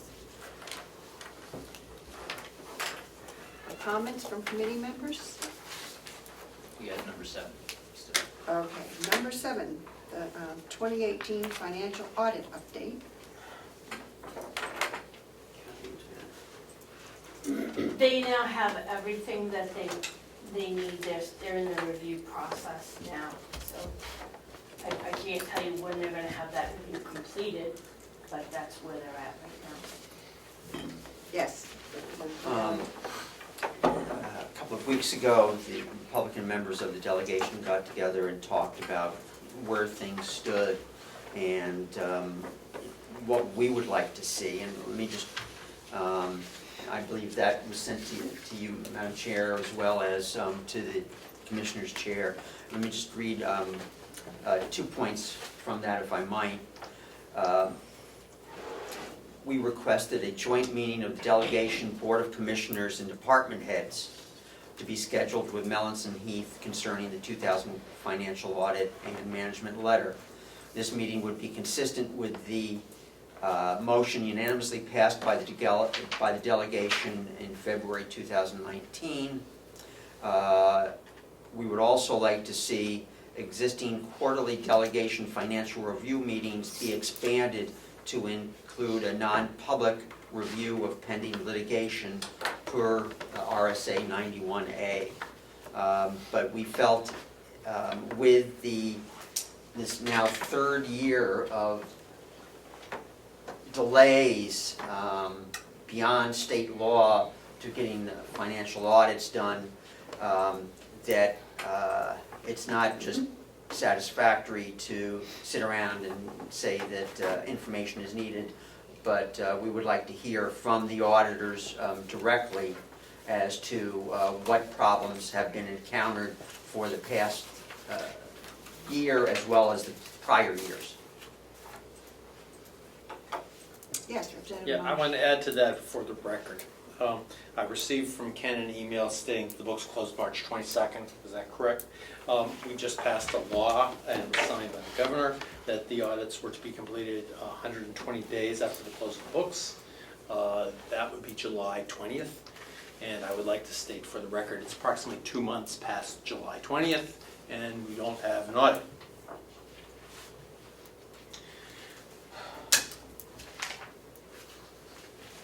Okay,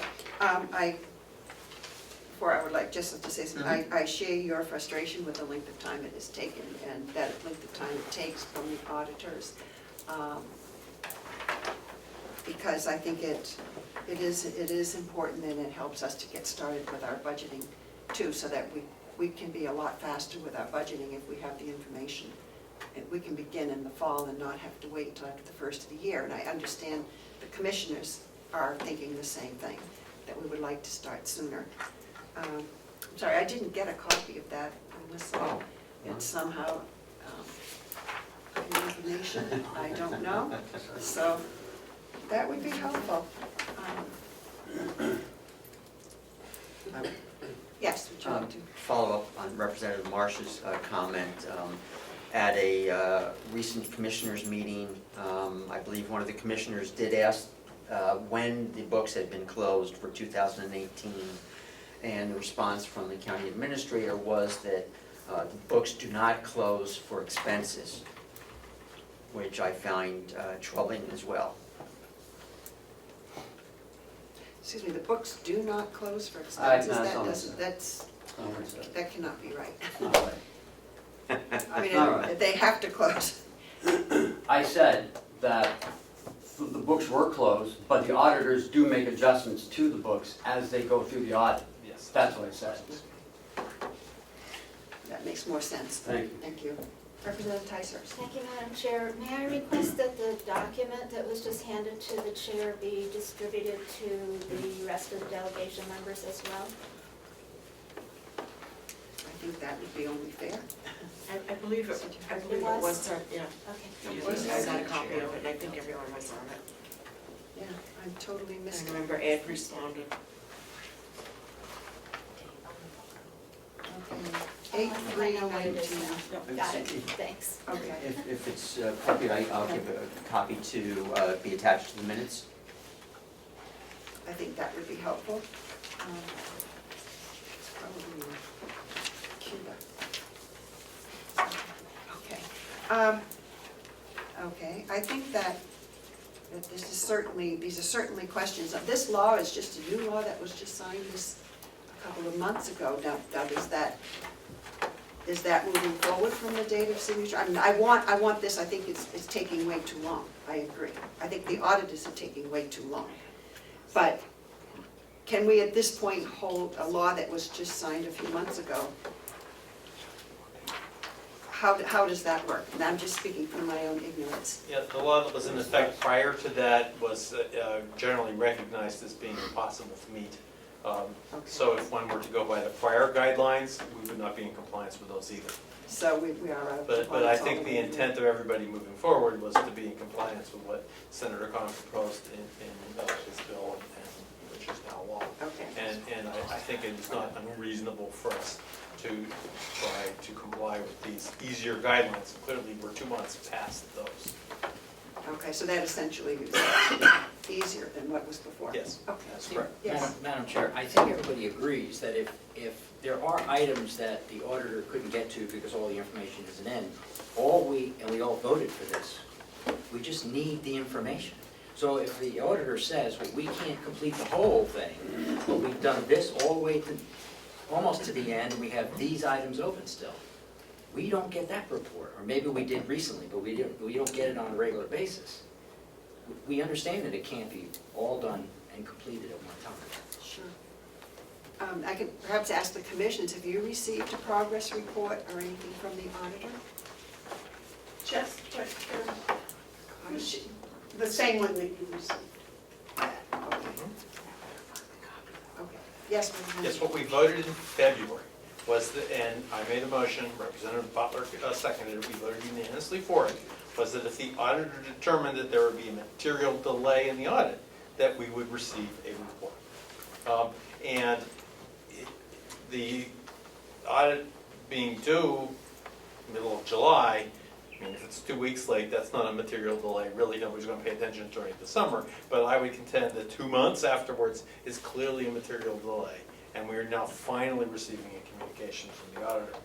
I would hope for a more explicit explanation as to why it's delayed. But whatever, we're at least getting something. Right.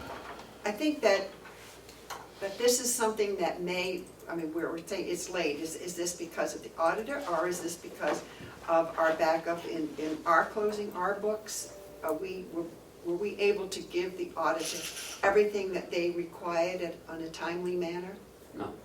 So we were not able to do that? There were some things that it took Kathy a little bit longer to get her hands on. So this could be a symptom of something that we are, in our administrative office, are not able to keep up with the current staffing and the current way things are working? Well, over the summer, we had some issues, but, you know, she's getting, you know, she's getting to where she needs to be.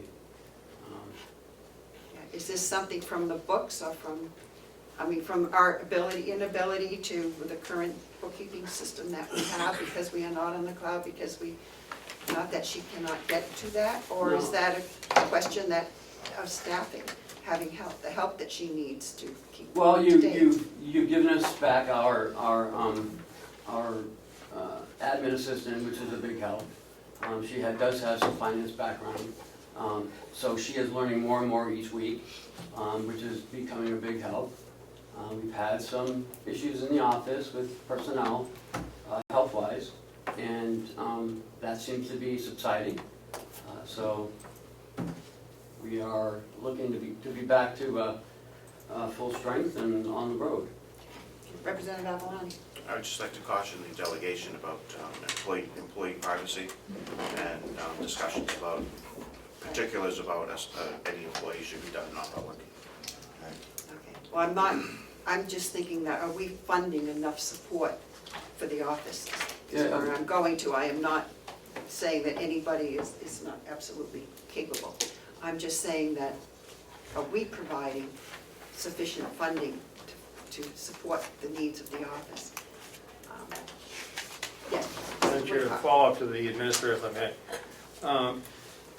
So, if I can understand where we stand, Ken, the 2018 report is, in terms of our data, is not completed.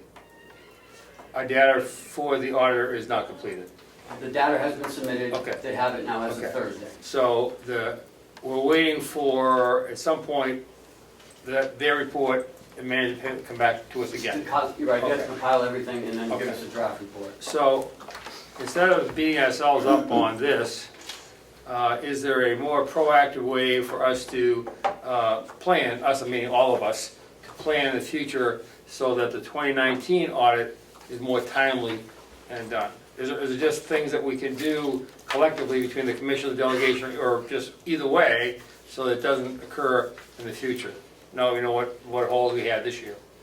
I think, you know, because of what happened in the several months leading up to the hiring, I mean, Kathy was answering phone calls and getting directions, and, I mean, so her work was interrupted constantly.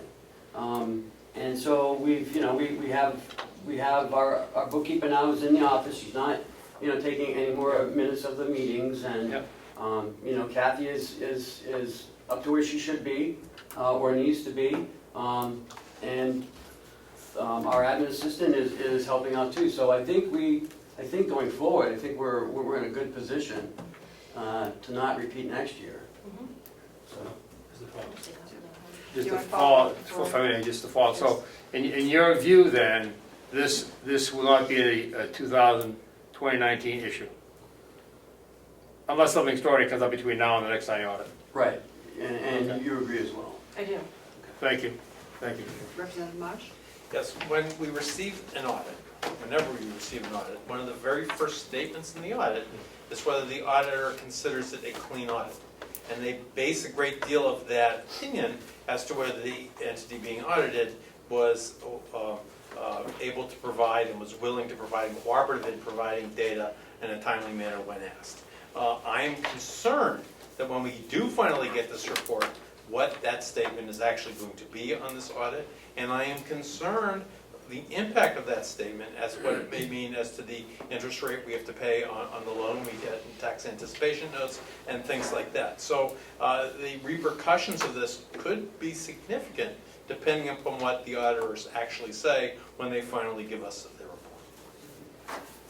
Yes, Representative Cordelli? Thank you. Again, point out this is the third straight year where we're in the 9th, 10th, 11th month of the year, and we still do not have a financial audit. It is not just because of specific circumstances that happened during this summer. There is a systematic problem, in my view, that we need to address. All we hear is they need information. What information? Is it that bank reconciliations are not being done? We've heard about bank reconciliations not being done for 5 years. That's been pointed out in the last management letter from last year's audit. We need to know more about what is and is not being done to resolve a systematic problem in the financial office. And I think that talking to the auditors would help us in that regard. I think the performance audit brought recommendations, and we Yes. did make some changes, so from that, yes. I would be curious as to what changes have been made by from the performance audit. Representative Kirk, as I recall, I went back and watched the video, requested every time we get together, we should get an update on what has been implemented from the recommendations from the performance audit, but I have not seen or heard of any recommendations being implemented. I just want to address a couple of things. Prior to me getting here, we didn't have audits for 5 years, and that didn't affect our credit rating at all, as far as I know. Secondly, the Representative Cordelli states that, that we have issues in our office. I don't think anyone at this table knows the processes that we do. No one's ever come down and talked, except a couple people, a couple of representatives have come down to talk to Kathy about the operation and what she does, but most of you have not. So to sit here and say that there's errors in the way we manage the office, I don't think that's a, I don't think you can say that until you actually know what we do. That's all I want to say. Representative Cordelli? Thank you. And thank you for the opportunity to segue into the fact that we also made a recommendation in our letter that I think was echoed by the county treasurer in terms of bringing in a certified public accountant, competent CPA, to work in the office and look at the processes and what is going on in the office. I think it would be very valuable to have independent eyes take a look at things. Not just one of us come down and talk to somebody about what they do, but have a certified public accountant come in and look and see what's going on, and possibly even make recommendations as to the financial system that we have versus what we need. Wouldn't that be something we could get from The auditor. the auditor? Yeah. That's the job of the that would be part of auditor, it to as make well. those recommendations. Yes, Madam Chair, if I may, the idea of bringing that CPA type person in is to give the ability to help streamline what we're doing and see what may be able to be done to help the processes, if that's the case, and also potentially looking at the system too. So again, the idea from my perspective was to have this person available to look at what we're doing and make some recommendations as to perhaps some changes that we could do to streamline, provide the stuff, that information that people are looking for, including the auditor, and make this process much smoother. I'm not saying it's not smooth now, it just seems like we continually have bumps in the road, and that happens.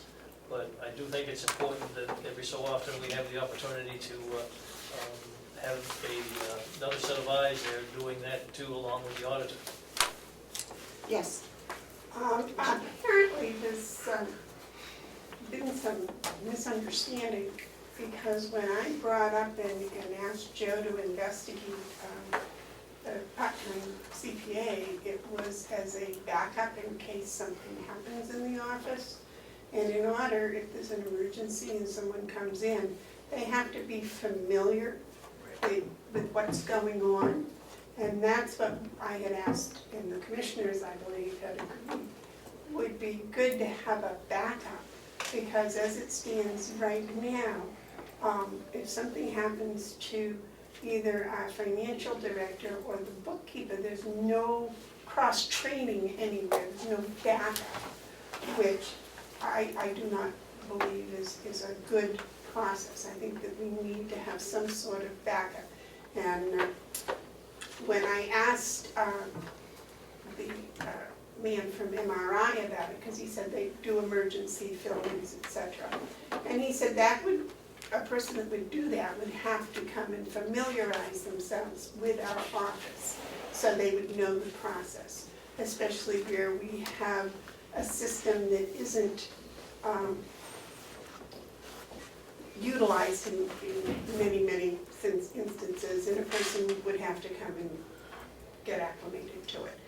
That, I believe, is what we had asked the treasurer to look into and to see if there are people that are qualified that would be able to come in and familiarize themselves with our system, so if there is an emergency, that person could walk in and at least keep things running.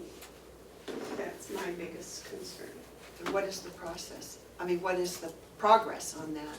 I believe that there have been 4 people at least spoken with as to what they might be interested in and how they might do. I gather it's something in the neighborhood of $90 to $100 an hour. But this is not a person that has to come in and you hold their hand and teach them. This is somebody that could come in, know what's going on, observe our tweaks and whatever in our system. The second thing I wanted to share is I believe that the commissioners, commissioners have asked the administrator to solicit other auditing firms that would be interested in working with Carroll County.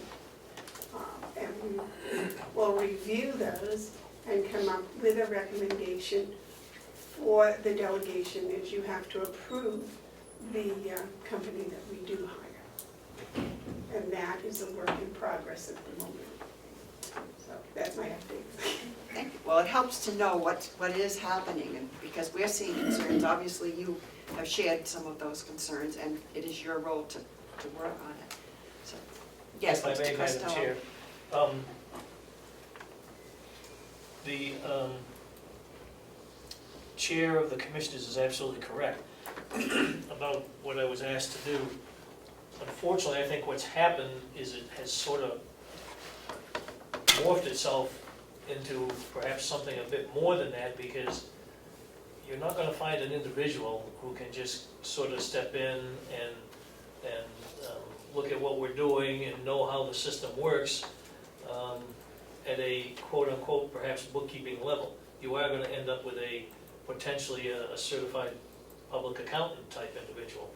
And so one of the delays in this process, and we do have some people that we've talked with, is the fact that I don't believe we're going to be able to get somebody at $90 or $100 an hour. I just don't know the answers to that question yet. And so I'm a little apprehensive to say that it's going to be X or Y or Z until I get a better handle on the costs. But again, we're still in the process of communicating with some individuals to, first off, find out if there's an interest in can they do this, and secondly, if that was the case, how soon could we do this, and then, again, the cost. And that's a process that we've been working on, so that's I wanted the delegation to be aware of that, as have been the commissioners. Yes, Representative. Thank you, Madam Chair. So is MRI involved in the selection, or are you really looking outside of MRI? It's the whole, we're looking everywhere at the moment. Okay, And that's why we asked the treasurer to do that for us, because he's the person with the expertise. Right. just to follow. Sure. So if, who gave you did MRI give you the number like $90 to $100 per hour if they were to hire someone to come in? Okay, thank you. Representative Cordelli?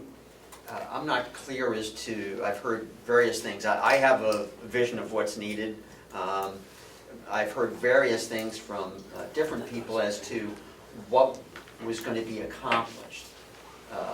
I would just suggest maybe a scope of work in terms of what the commissioners want to be accomplished by this person or firm that comes in would be helpful, so that everyone's working on the same expectations and we don't run into problems down the line in terms of bringing in someone who can't do what we are expecting them to do. Just a curiosity, is the audit, is there a requirement that the audit be made public? That it's, okay, great. And just an aside, I have a name for you, somebody I think would be excellent, who's very well qualified. Representative Avellani? The search for new auditor will be put out to bid, right?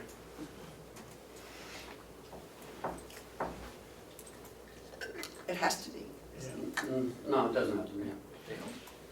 No, it's a service. So in the RSA it says service isn't part of the requirement, but we are going to solicit quotes from qualified firms. Did you have a comment?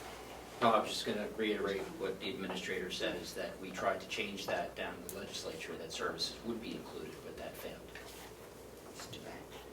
Representative Cordelli? Yes, since we are involved in the process in terms of approving the auditing firm, maybe it'd be beneficial if we were involved in the process in the beginning in terms of taking a look at the RFP that is used to solicit the quotations.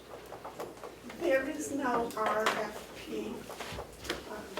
The commissioners voted to do solicitations. Representative Avellani? Is there a minimum, would you, in the other word, is an RFQ, so you would have a minimum set of minimum qualifications for these solicitations? Right, the same as if we would put out an RFP. Thank you. We didn't vote to do an RFQ. Okay.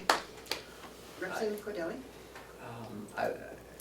Just from my little bit of experience, I would think that, so we're getting people to provide quotations based on the same thing, that it would be beneficial to give them an idea as to what we were looking for in terms of their service.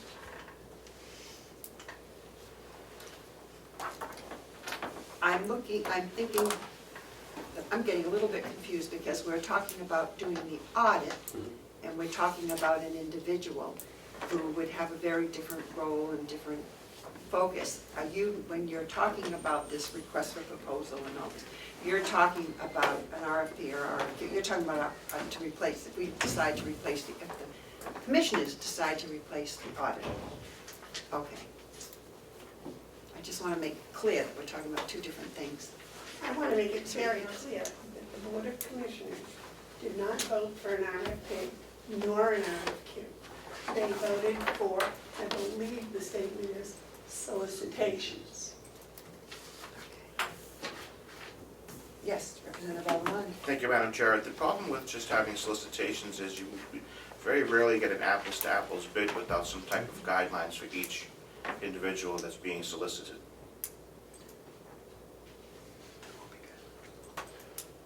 Excuse me? There will be guidelines. Thank you. Yes, Representative Cordelli. So we could get a copy of those guidelines, I expect. Well, I'm sure they're covered at the meetings. So, are there any more questions? Yes, Representative Comeau. How many people on staff have access to look at the financial system? Like, how many people actually have that access? other than the controller.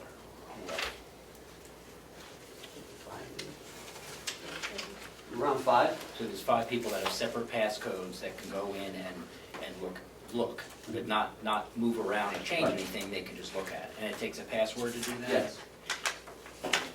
And it also takes authorization from the finance director. I don't know if this has ever been asked for before, but I would think the delegation would appreciate having the ability to do that, being able to look at. Yeah, it's $1,200 per seat, so. The delegation is responsible for the books, or for appropriating funds. We should not have to pay if we wish to look at, not change, just look at the software. And if we don't understand it, then we should find someone to just be able to look at it. I think that may allay a lot of our issues if we could look at it. That way it would get more people involved in looking at what the controller has to do every day, and then we could perhaps answer some of those questions. But I've never known if there was even the ability to look into the system read-only. So how do we make that happen? Does it take a motion to vote on to allow us access, or how do we do I that? think it's all money. They're not going to do it for free. So. Madam Chair, Yes. an example, if the administrator had a password to go in, why can't he share that with us so we can look at the financial system? I don't understand why we have to spend more money to do that, if it's a read-only. It's not read-only. Mine's not read-only.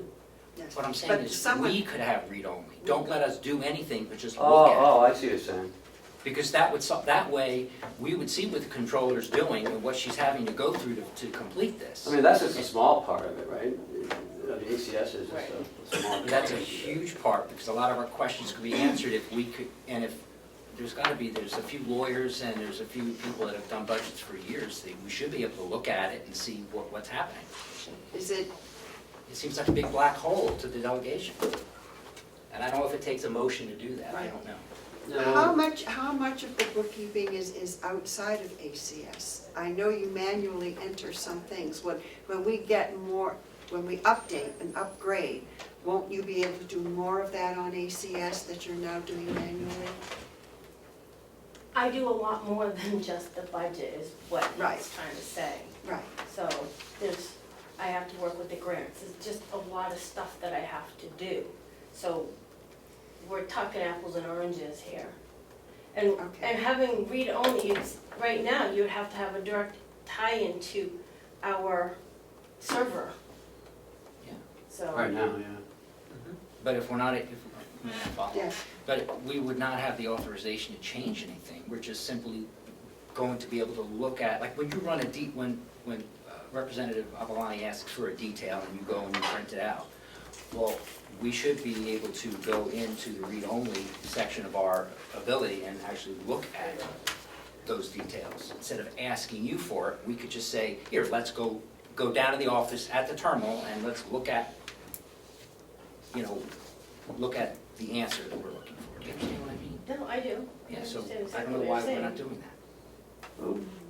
We can talk it over with the commissioners, and if they want you guys to do it, then maybe we'll do it. As the delegation, we should vote and it should just happen, because that's part of our responsibility. I don't think I'm not going to argue about it. Right. Excuse me, I know as I was the administrator of the ACS system at my church, I know that we did have some people who could who could read only, but they could not change a thing. And we have some people But they here could too. look at it, and if there was one of those memberships that we all had the code to, we could go in perhaps and look and maybe stop bugging you so much. It would take a lot less of your time. I don't know.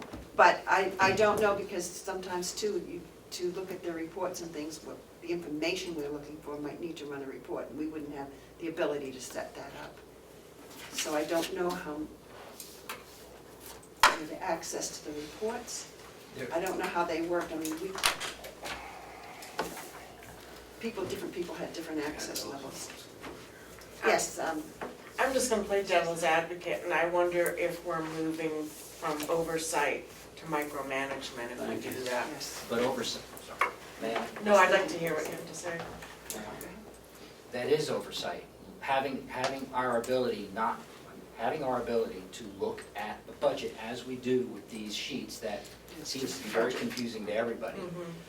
We're doing the same thing, but we're looking at the real information, not printed out from a week ago. We're looking at it, and I'm not asking for a live registry yet, but it should go in that direction.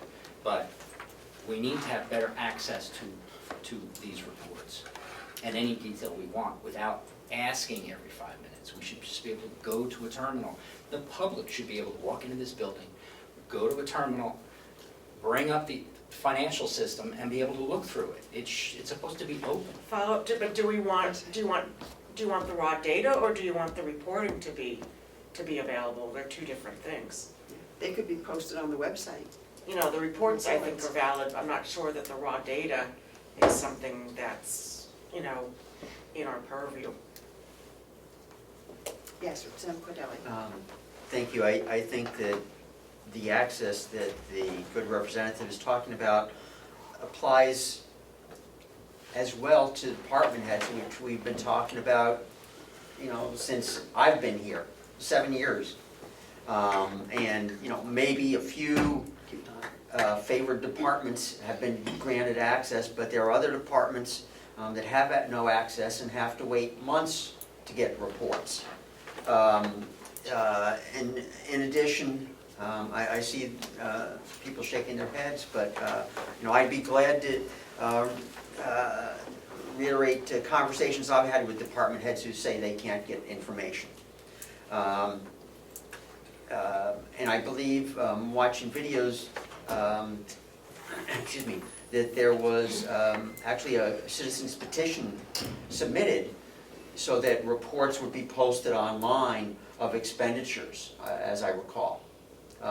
You know, I'm not sure if the commissioners have addressed that, but I think that that would be very good for public confidence in what's going on as well. Didn't I remember that when we got on in the cloud, we said we were going to be, that all the department heads would be able to look at their own department And budgets? that's in the budget too. So it is in the budget, so at least that piece has been dealt with. Are there any other questions? Okay. Hearing none. Well, one Yes. question. In terms of the request to have Melison Heath come in, are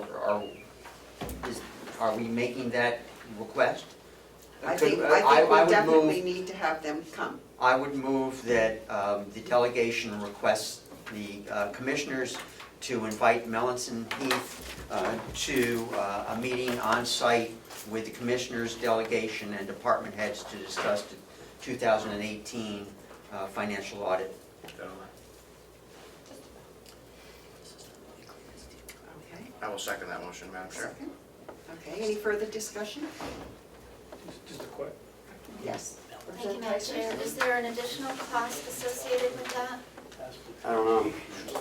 We'll have to find out. I'm sure there is, but we'll find I out. think they've come before and given us the report and talked Yeah, about it. but that's giving you the report. This is coming outside of that, so. But we should be getting the report, shouldn't we? And then she'd come in and, you know, Present present it the to you. report and go over it, and I think we could ask her at that time, but I would hope it's imminent. I just have a question, if I may. Yes. Why you want the department heads involved in it? Can you answer that, please? I think it would be very beneficial because there are a number of aspects to this that impact the department heads in terms of, for instance, bank reconciliations. If that is one thing that is holding up the audits, department heads are currently very much involved, unfortunately, in doing the bank reconciliations, which we know are not being done in a timely fashion. There are other aspects to the auditing that could well impact the department heads. Or they should at least have input to discuss with the auditors.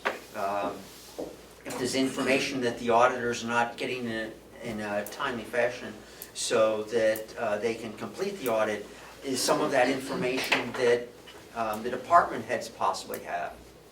I think it would just be beneficial that they be there, if at all possible.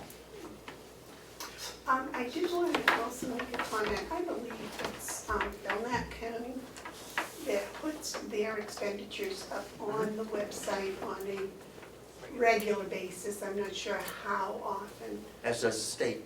And so following up with Representative Comeau's request, I would think that that would be possible to do the expenditures in that manner. I'm not sure about the other things such as grants, separate from the expenditures, if that's what you're asking for. Yes. Just a question on the motion, if I understand it correctly, you're asking for, to have a special meeting of the auditors, the department chairs, the commission, and the delegation to go over the 2018 financial information, is that correct? Motion to request Melanson and Heath come before the delegation to speak about the 2018 audit is all that I've had. The rest of it was... So my question is, I'm trying to understand the usefulness in that. If we've already heard the administrator say the data has already been submitted, all the information that the auditors need is done, then what, and report is coming.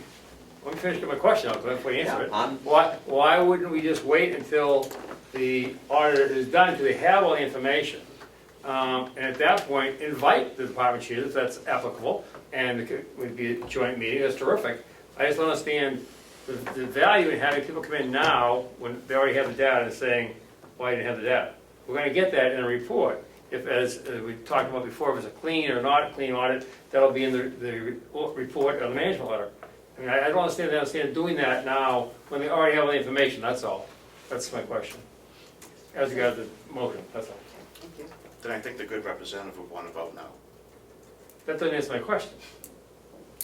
That's a vote. I'm trying clarification on why we would do that. Because doesn't the auditor normally come in after at the end of it and go over their report with us? Yes. That's part of it, so I think. And that would be there would be no extra expense. What Representative Cordelli's asking for, I think, would be have more expense associated with it. Representative Comeau? Representative Cordelli. I would just be curious if maybe the commissioners can provide dates for when the auditors have come in the past prior years to discuss their audit. All I've ever been aware of is them sending the audit and the management letter to us and us getting copies of it. I've never recalled participating in a meeting with the auditors coming in at the end of the audit. I can answer this. My question came back to my head. To answer your question, thank you. You would do this because in this case, it's going to be October. This is a special occasion. This should not happen every single year. That's what it's happened 3 years in a row. I'm just saying, this specific time, I would think it would be appropriate to have her come in. Not next year or the year after. Do you understand what I mean? But they're going to, if I may, just follow up. Sure. If I understand correctly, they're going to, I have no problem, I would assume they would come in and present the report to the commission and to the delegation, and to anyone else in the public like to hear that. That's terrific. I don't understand why we're asking them to come in as the auditors at a special meeting to talk about what they're doing. Because, and as you said, it's October, they've said the data is closed, it'd be very shortly that we'll have the information in front of us with the audit. I don't understand the duplicate meeting, that's all. My answer to that would be ask the auditors if we're going to get any more positive information by doing it that way. They may agree with you and say, let's wait, we're almost done with our report. But what happens if we ask the auditor and they say, there's no way we're going to get this done until October? But is it my understanding that they couldn't finish because they didn't have all the information until recently, that they didn't have the information to do it? And do we need them to come in here and tell us that? Or do we hopefully stay there and work and get it done and come here and give us their final report? The auditor so we should can get it over with. So, excuse me, Representative Ticehurst, you had your Thank you, hand up. Madam Chair. I'm just wondering if maybe a more effective approach would be to meet with the auditors at the beginning of 2020 to work out what the process could, what improvements could be made to the process, rather than trying to go back and beating 2018. Representative Marsh? Yes, I don't recall that we actually met with the auditors last year when we finally got the audit last year. When I have received audit reports in other entities that I've been involved in, it has been customary for the auditors to come and present the report to the people who have oversight responsibility and answer questions about the process, about their statements, interaction about the management letter. It could be various things. Insofar as the data is all in at this point in time, we're led to believe, and that meeting ought to happen sometime soon. I agree with the commissioners that we don't necessarily need to have an additional meeting, but I think to have them actually come to us to present their report and give us an opportunity to ask them questions about these various items would be highly beneficial to all of us going forward. I agree. Just for Yes, clarity, Representative. I 100% agree with Representative Marsh, but that's not the motion on the floor. The motion on the floor is having them come before the audit's complete. I agree 100%. I would be, had you not been here for the last 3 years, when you people didn't get what you needed, that may be, but now we're asking this year, if that's the case, that happen. Let's ask them to read the motion so we know exactly what's on the floor. Yes. Would you please read the motion? Oh. Motion to request Lance and Heath come before the delegation to speak about the 2018 audit. I don't think it It specifies doesn't when. specify. Yeah. But, okay. For clarity then, because I thought I heard Representative Cordelli talking about the inference, as we talked about them coming with extra fee. Obviously that wouldn't be, so could we get clarity on the motion, Madam Chair? Are we talking about the requesting them to come at with their final audit and make a presentation in person? Or are we asking for them to come prior to the final audit and catch us up? So we know exactly what the intent of the motion is, or what the motion says. I'm hearing you'd like to make an amendment to the motion. No, I'd like to get clarity on what it says, because it doesn't give us any information. Amendment. Would you like to suggest an amendment to the motion? Surely. What's one that? You want me to phrase it? He phrased it very well. I'll defer to my colleague to the right. I would move that we amend the motion, that this meeting shall be the final auditor's presentation of the audit to the delegation and the commissioners, unless there will be a material delay in that audit being completed, in which case an additional meeting would be reasonable.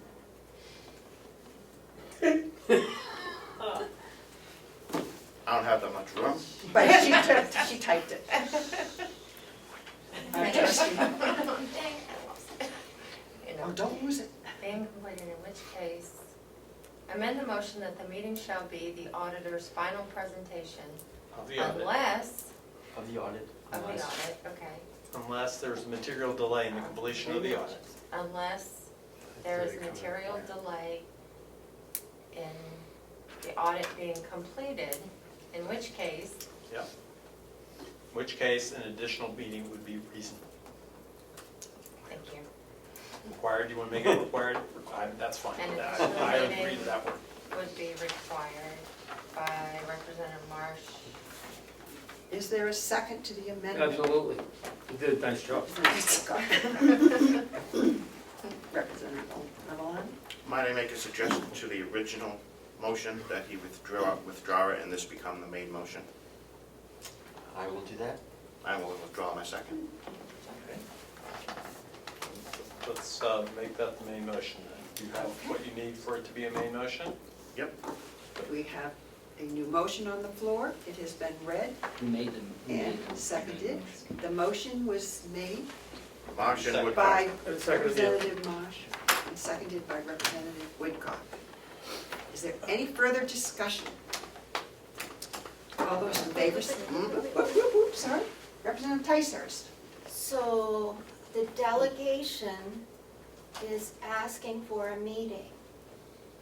Is the delegation going to be the one that approaches, sends this letter or whatever to the firm?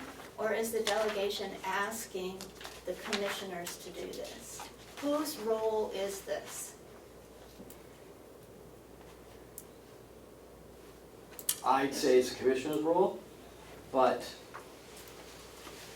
because I don't know, I mean, you can't order the commissioners to do something, but you can make a motion, but I don't know if you can, you know, incur a cost. I don't know, from another budget line. We can ask them to do it. Definitely, there you go. There, request of the. Request the commission. Amended request of the commission. Who's gonna pay for it if it's the second part of the? That's a legitimate question. Well, then you don't have to do it, yeah. We'll do a land transfer. Contingency for Cross that bridge. Question. Yes, Representative Woodcock. The I understand somewhat understand the role of each group here, and the commission's hearing exactly what we're saying. The administrator's hearing exactly what we're saying. We all know exactly what we're saying. What we're saying is, when the audit comes, we like a presentation. That's what we're saying.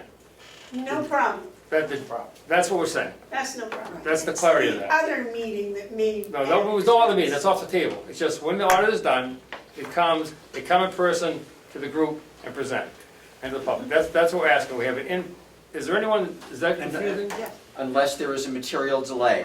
And if there's a material delay, we have a problem. Okay. Okay. We better pay attention. And the definition of material delay would be defined at some other point, because we don't have that yet. I believe the auditors have Okay, definitions. they're different, okay. So that's the motion, it's that simple. Everyone knows what we're asking. Instead of playing, whose role is it? Representative Avellani. Is everybody clear on the motion? Yeah. I would suggest a roll call, Madam Chair. Okay, if there's no further discussion, all those in favor say aye. Oh, you want to take a roll call? I'm sorry, roll call. Okay. Representative Avellani, Thank you. would you make the? Thank you, Madam Chair. Representative Ticehurst. No, Chair, clerk will vote yes. Representative Bucco. Yes. Representative Burroughs. Yes. Representative Butler is absent. Representative Comeau. Yes. Representative Cordelli. Yes. Representative Crawford. Yes. Representative MacDonald. Yes. Representative Marsh. Yes. Representative Woodcock. Yes. And the chair. Yes. Motion is 1, 2, 3, 4, 5, 6. Motion passes. Thank you. Is it? Just a question. Yes, Representative Woodcock. If I may ask the administrator. Ken, is there any, do you have a ballpark when you think the report will be done? Have we given you or the commission the ballpark? Are we talking 30 days, 60 days? I can ask and send Can you you an get email. Okay. That would be. Thank you, appreciate it. And would you get, can we also get that information, how they respond? Sure. Thank you. Representative. Maybe I just need clarification on this. We're using terms like material delay and delay, et cetera. If the audit's supposed to be done by statute by a certain day, that's already passed. So isn't there already a delay, or am I using the wrong term? I'm confused. Someone please clarify. Is it a delay? And if it is a delay, that's why we're asking them to come down and explain why it's delayed. Not point fingers, just tell us why it is. And then if we know, we'll say, okay, that's great, let's move They on. already told. I'd like to suggest maybe to cut corners and costs that they send a letter explaining that. I'm not sure we need a meeting for them to come in and explain why there's a delay. we already voted on it. Yeah, we voted Yes, on it. but so. that doesn't mean we still don't want them to come when it's done to go over, to review the report with us. So to clarify, we're not going to ask them to explain why they have not followed the statute. Whoever didn't do what they were supposed to do. Obviously, it's not done, so Let them there's send a an letter. issue. Representative Marsh. It's my feeling, Representative, that if they're going to be here next month, meeting with us next month, because the audit's all done, we can ask them that question when they're there here in person, and we don't need to go to the trouble and the expense of asking them it in some other form. On the other hand, if it's January and we still haven't gotten the audit back, they won't expect to be able to ask them that question. Is that a motion that you made, No. that we're going to wait until January? No. Just I think I would push it I'm sorry, my decorum in is November. slipping. I mean, we need to see it, this is crazy. We need to get going on the budget. And the reason why a letter's not good is because if you write a letter, how am I supposed to, we have no interaction. You have no way to answer, what did you mean by that sentence? That's why I wanted them here in person. If I remember correctly, the last time she was here and presented to us, she said if we had any questions or issues she said she would. So I'm not concerned that she won't be responsive. Okay, are there, yes? Yes, Madam Chairman, I do have another update, if you will. The commissioners are working on the budget, and we're going to try to get it, excuse me, presented to the delegation at least 2 weeks earlier this year. And it is our hope that the delegation subcommittees might get to work on it 2 weeks earlier. And although the RSA says that you can't make any decisions on it for, I believe it's 28 days, that if your subcommittees were to look at it without decisions, etc., that we might speed the whole process up and get a budget that we could pass at least 2 weeks earlier, if not 2 months earlier, would be very nice. I think that would be wonderful. I think for the county, for everybody, we could be ahead. Yes. Representative Avellani. Madam Chair, the subcommittees make recommendations to the main committee, so I think we would be able to do that ahead of the 28 days, as long as the delegation did not vote on those changes until after the 28 days. Yes, I agree. So maybe it might please the delegation members of the subcommittees, Chairman, to think about scheduling the subcommittees earlier than February. I think that, I'm very excited to see that happen. Yes, Representative Marsh. Yes, I would, in the same line, I would like to request that once you have made your budget that you intend to request of us, that we post that promptly on the website so the public has an opportunity to see it before we take public comment on the budget, so that the public has a chance to read it and make their comments at the time of the public hearing, because otherwise they have no chance to review it in advance. It's really not fair to them. I think that's, ending on a good note. Yes, Representative Cordelli. Are you open to other comments about the budget? I would just also like that there's been some discussion about consolidating items in the budget, I've heard at the commissioners' meeting. I, for one, have objected to consolidation in the past in terms of administrative salaries, a number of budget items. Constant consolidation of line items makes it extremely difficult for us as responsible parties to compare year to year, as we've talked about already. So, you know, I would like any consolidation to suggestions to come to the delegation as well, since the budget is our responsibility. And I would also like to ask that last year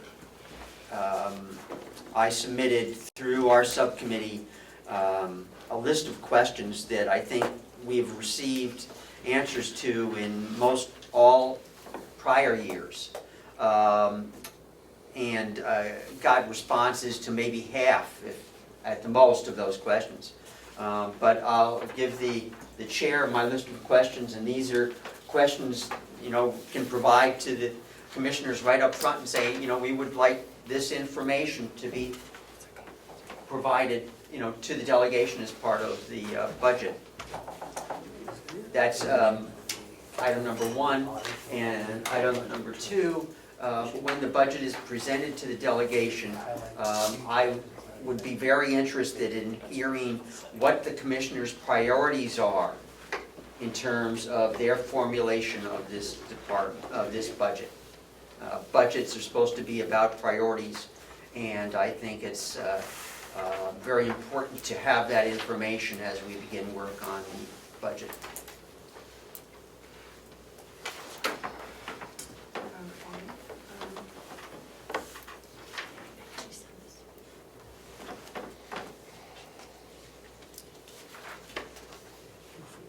think we can submit these to the committees.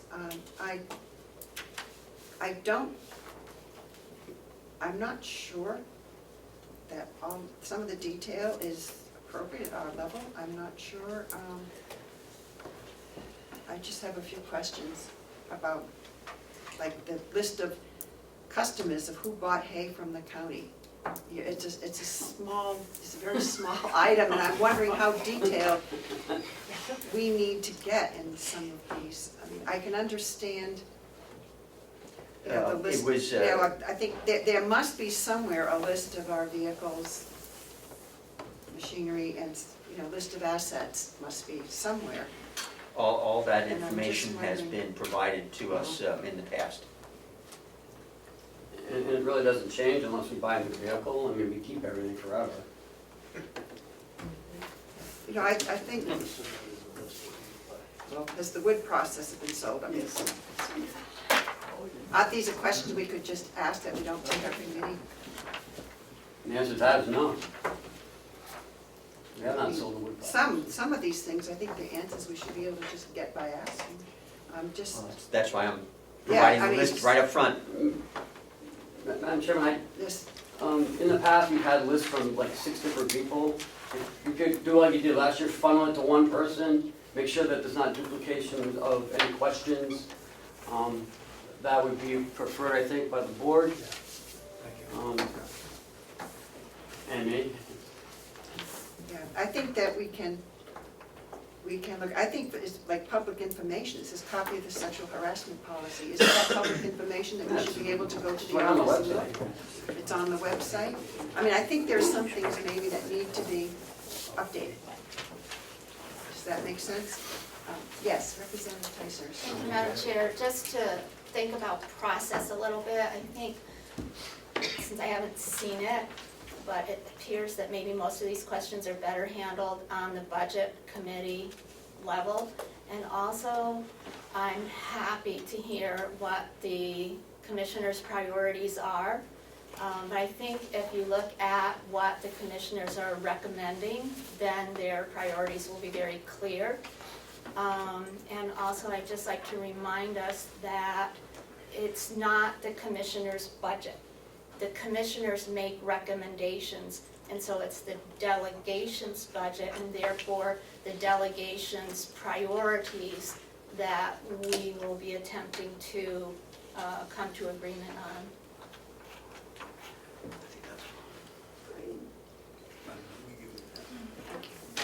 Well, we start with the commissioner's budget. Yes. Madam, may I follow up? Sure. I've read these laws a number of times, and in most places, it is referred to as the commissioner's recommendations. They are projections, they're estimates. There is, I think, one place where it's called the commissioner's budget.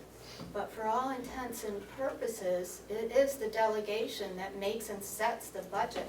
And if we're wise, we will listen very carefully to the recommendations of the commissioners, and if they are wise, they will listen very carefully to the recommendations of the department heads and elected officials, and if we're all very wise, we will listen very carefully to our constituents. Very well said. I was just gonna say that. Thank you. Okay. I will look at these and see that they go to the proper places, the proper questions.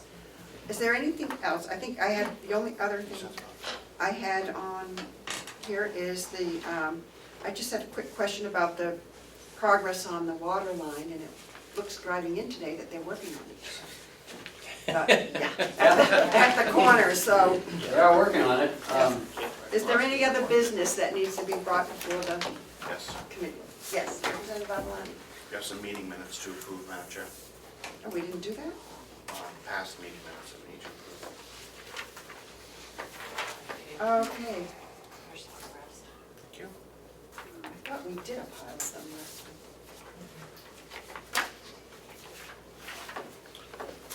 Okay. Motion to approve the minutes from January 28th executive. meeting. Second. Process question, Madam Yeah, Chair? Would those be approved in the executive committee meeting? By the executive committee? The They board, were approved previously in a full delegation meeting. yeah, full delegation can do any meeting minutes. So may I ask a follow-up question? Yes. So if we have a budget subcommittee meeting, you know, say House of Corrections, and there are minutes taken of that meeting, would the full delegation be approving those minutes even though they weren't present weren't at there. that meeting? Madam Chair, there doesn't seem to be a clear process on that because sometimes they're approved in the subcommittee, but when the subcommittees have finished their work and we're wrapping up the end of the season, often they're brought to the full delegation to be approved. So there's really no. So we did I know we did this morning, we did the previous Yeah. meeting. And then I went through and just did a double check with a spreadsheet of all the meetings we've had, subcommittees and regular. Have all the minutes, it's just that some of them haven't been approved. It was delayed, and I remember staff that they've all been distributed, they just haven't been approved. So I don't know if you want to, the reason why it's an issue today is because the county needs to submit an MS form, and in doing so, they need to have They two need to sets have of that. signed final minutes from March in order to file that paperwork timely, so I don't know how you want to handle it. I'm sorry it's coming up right now. Madam Chair, Yes. wouldn't it be easier to read what minutes we're going to authorize and accept, and who was on it, and just have them vote on it? I just want to make sure the people that were in the meeting, like Representative Ticehurst said. Right, they have is to the be one the right voting on it. people who So, were there. is everybody here? What's in front of you right now? It's the executive committee meeting from January 28th. Present were Chairman DesMarais, Clerk Avellani, and Representative Bucco. So moved. Thank you, ma'am. I'll second it. Thank you. Moved and seconded. Yes, all those in favor of Aye. us? Aye. Thank you. Just checking, I was here. Thank you, Representative Bucco.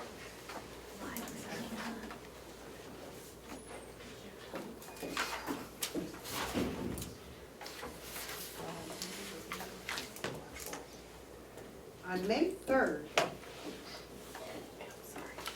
we approved the minutes of March 4, 11, 29, 21st, and 22nd. So which ones are those? They were put in the minutes though of May 3rd. I believe it says that it was just passed over, that item was passed over. Passed over? It was on your agenda to do it. Passed over. Motion to approve the March 4th minutes. Yep. Representative absent were Representative Bucco and Kanzler. So moved. You want to Here. You were here. Anybody else? So moved. Okay, second. Thank you. Who was first? Cordelli. Cordelli. And Yep. Representative Burroughs. Burroughs. I was here. Madam Chair? No, I wasn't. Call question. Oh, it's in here. It's Okay, all crossed those off. in favor say aye. Aye. So in the May 3rd minutes, Madam Chairman, under approval of meeting minutes, it says on hold until next meeting.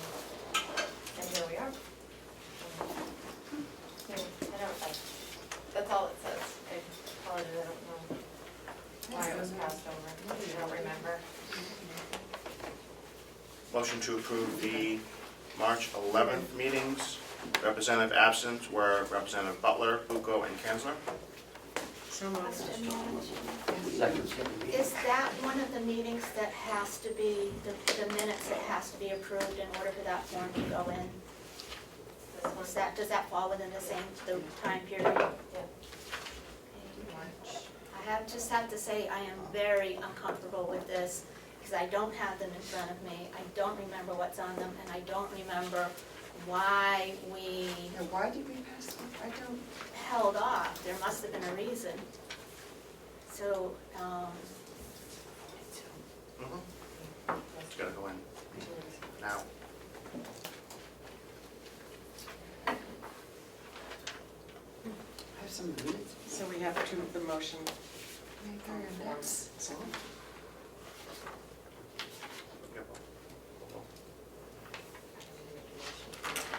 Who was the first on that motion? Oh, I was, I'm sorry. Representative Burroughs, seconded by Representative Cordelli. Call question, Madam Chair? Yes, all those in favor? Aye. Aye. Opposed?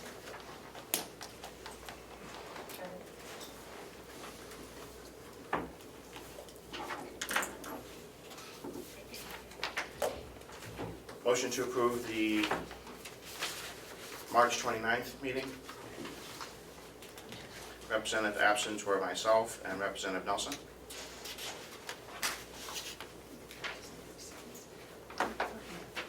Say the date. Oh, yeah. March 29th, March that was 29th. when we Yes. finalized the budget. We have a motion.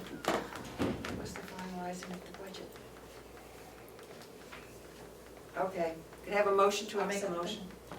Second. Second. Representative Crawford, Representative Marsh. All those in favor? Aye. Opposed? Opposed?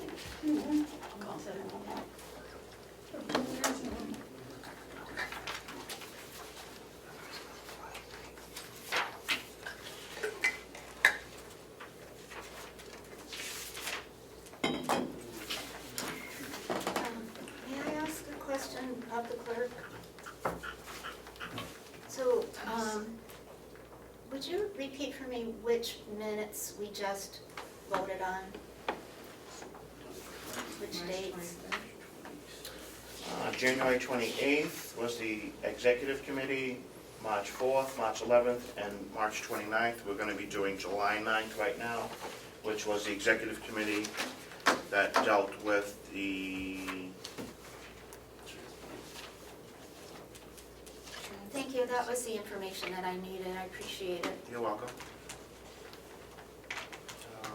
Representative present, representative absent was myself, so the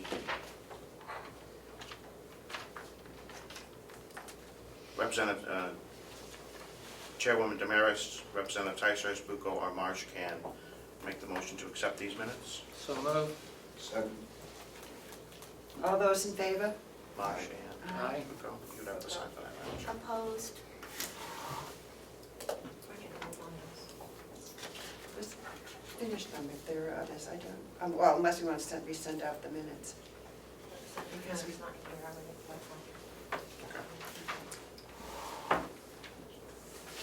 9:16. You're welcome.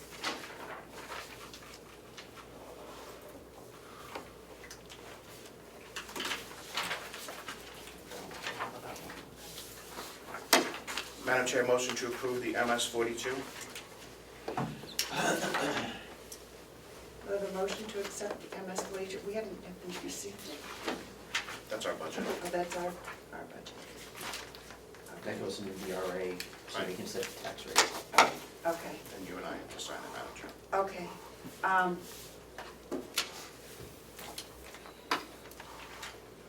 So we need a motion to accept the MS 42? So, Not usually, we don't need a motion, we can just do it? not usually, you just sign it. Okay, we just sign it. Motion to authorize the chairperson and clerk to sign the MS 42. Would that be in order? We've never had before, so if you want to do this, then that's fine with me. I think some type of record that allows the two signatories to sign a document on behalf of the delegation should be in I order. think it's important. That's what we usually do when we get to sign important documents. Yep. Yes. Agencies. So So I'll moved. entertain a motion. Okay. Second. All those in favor? Discussion? Was any discussion? Yes, MS again, 42? I'm authorizing you to sign something I haven't even seen, so my vote will be no. Madam Chair, what's the total on the MS? What's the amount on there? The budget summary, the amount certified to be raised by taxes is $16,521,886. Do you want the total That's the number? budget summary, total to be raised by taxes. Do you want the Total voted appropriations, $33,200,000. Less total estimated revenues, $14,469,772. Fund balance to reduce taxes, $2,208,342. Amount certified to be raised by taxes, $16,521,886. Nice to have this ahead. Undesignated fund balance. $2,048. I'm sorry, $2,208,000. I think we need to make a copy of this and have it sent to everybody so we have it. I think it would be really important since we're actually voting on it. It would have been nice. I think if they need this, this needs to be sent in now, doesn't it? Yes. So. I need to sign it. Everybody looks like it's a sign copy.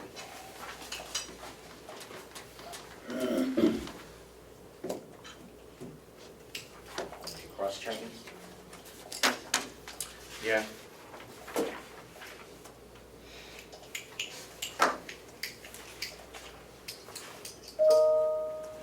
The fund balance is not correct on the MS-42, given what was approved at our meeting. If you do your math, you'll find out that the MS-42 is right. I'm just saying. I'd like to thank the comptroller for that comment. However, the surplus that was voted on was $2,208,630. So do we need to amend these minutes for that number?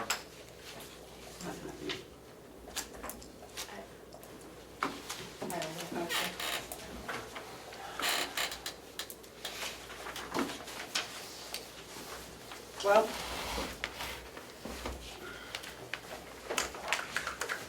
Because the minutes need to match the numbers, What's the right? difference? Yeah, because they're not, was Right. it 342 or 642? 630 compared to 432. These should say 342. The minutes say 630. Oh, that's because I think Joe, we were going back and forth on that. It was a $300 error. Right, yeah. Joe had a $300 error. So you're gonna have to show. Yeah, Joe had an error. Madam Chair, motion to, I think I found an error, that's what it was. Yeah, right. found an error. Yeah. Yeah, Found yeah, it. that's right. That's a little Yeah. different. Little difference. A little bit of a difference. Thank you, Joe. Great job.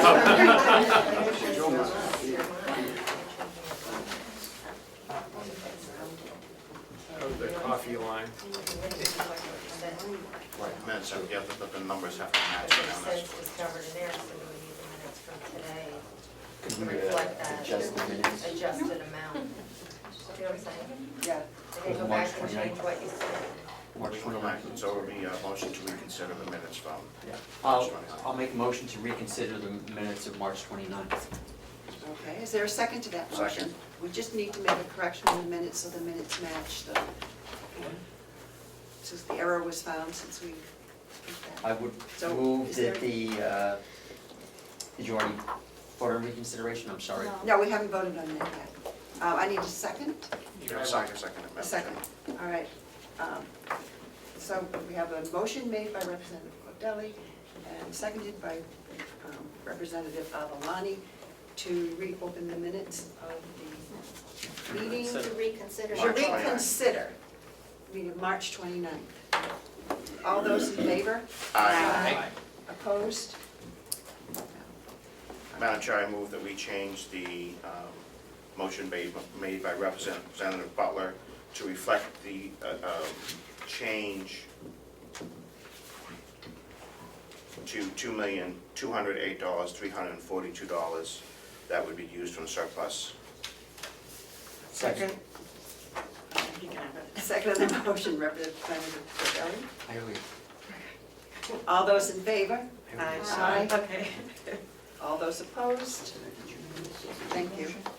Madam Chair, I move to approve the amended minutes of March 29th. Okay.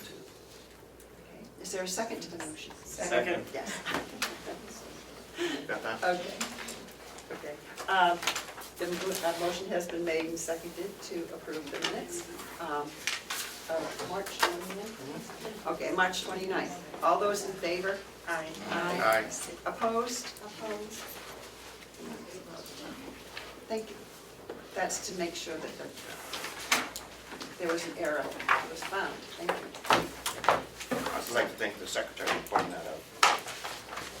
It'll be reflected in the next check. Yes, Representative Ticehurst, you have a question? Was the Pass this. approval to That's right. authorize the signing of the MS, whatever, Yes, now we're made, back to this. or we're still? No, that we're still there. Okay, now we have to approve the numbers that I read a little bit ago for the MS 42 for 2019. Entertain a motion. I'll make that motion. As amended, no, the other was amended. Okay, the motion is made by Representative Crawford and seconded by, we have a second. Second. Representative Cordelli. All those in favor? Aye. Opposed? Opposed? Okay, thank you. Are there any other updates and corrections we need to make? Okay, thank you. Is there any other business to be brought before the meeting? Yes? We have two things. One, I just wanted Bob to update you guys on the Siemens infrastructure and where we are. We're just about wrapping it up, so. Yeah, we're doing very, very well. Siemens has had a great bunch of contractors. We're at, to date, out of the $3.4 million contract, we've requisitioned and paid for $2.96 million. That puts us at about 86%. The majority of the work that's left is control work and humidifiers at the nursing home and a little bit of control work here. So things are nearing the end. And we're very, very pleased with the work that they've done so far. Yes. Wonderful. Time before winter. Yes, Representative Avellani. Are they coming in under budget? No, it'll be right there. It'll be that number? Yes. Thank you. Follow. Yes, follow up. I'd like to thank you, Bob, for working on this contract. It's been, you can tell that the county is coming together under your leadership. Thank you, appreciate that very much. We look forward to the savings over the winter. Is there any other business? Yes? Madam Commissioner? Okay. Yeah. Last year, the commissioners asked and you appropriated money to do the paving in the parking lot out behind the building and off to the side. And then last fall, it was decided not to spend the money because we weren't sure of the budget. Now, we did not put it back in the budget for this year, but it's gotten much worse, as you can see. And we would like, the commissioners would like now to go ahead and pave it. So we have approved an RFP to go out, and we believe that there is money that we can find in the budget to pay for it. But we need your approval of our plan. Because we'd have to have a transfer come forward. And we're not sure if that's the appetite of the delegation. Total. Yeah, what would the cost be, and where do you see that amount of money? If I remember correctly, it was like 90,000 or something? Well, yeah, That's that's what what the we had bid was, budgeted for. right? But we had quotes come in under that. I think a couple things. One, we saw a reduction in our property and liability because that insurance was on a fiscal year and our other insurances were on a calendar year. Well, we switched it to a calendar year because we kept missing it and it wasn't lining up with all the other insurances. So with that, it started July, but we're only paying for the first 6 months. And then starting in January, we'll pay for the full year. So there's some savings in there, and then we would look other places. But if it's not your appetite to allow us to do that, I'm not gonna go through the process of trying to find the money. Isn't it difficult to plow when it's in the condition it's in? So doing it before winter and before the ice and snow would be a critical issue. And our insurance company had suggested 3 years ago and Yeah. 2 years ago that we do this, the liability. At the same time that they recommended that we redo our walkways, which we did. Representative Avellani? Was that part of Primex's risk management for the complex? Yeah. Thank you. Representative Cordelli? There is no appropriation, so would there be a supplemental budget required? And they want to do it by We're transfer. going to do it by transfer. How do we transfer to another system anyway? It's the same way you Representative guys. Ticehurst? Thank you. So do we have an existing line item that would reasonably fit into? Since we didn't appropriate money for that, do we have money, for capital improvement or some other line we could reasonably transfer to? Maintenance. Maintenance? I mean, we do have a capital line, we have a capital line in the admin building that has 18,000 in it. So that would work, wouldn't it? That or maintenance, either one would seem to, yeah. I just, may I make a clarifying comment? I think what we needed was a line item to transfer the money into, and it had to be something we had already appropriated some money for. And so that's, even though there isn't enough money in that line item now, there will be when we transfer into it. Just a question of me. Representative Woodcock. Ken, so the process, for my clarity, you're not asking for a supplemental budget. You're asking to find about $80,000, I'm guessing, somewhere in the internal transfer, which would normally go through the executive committee? Right. Thank you.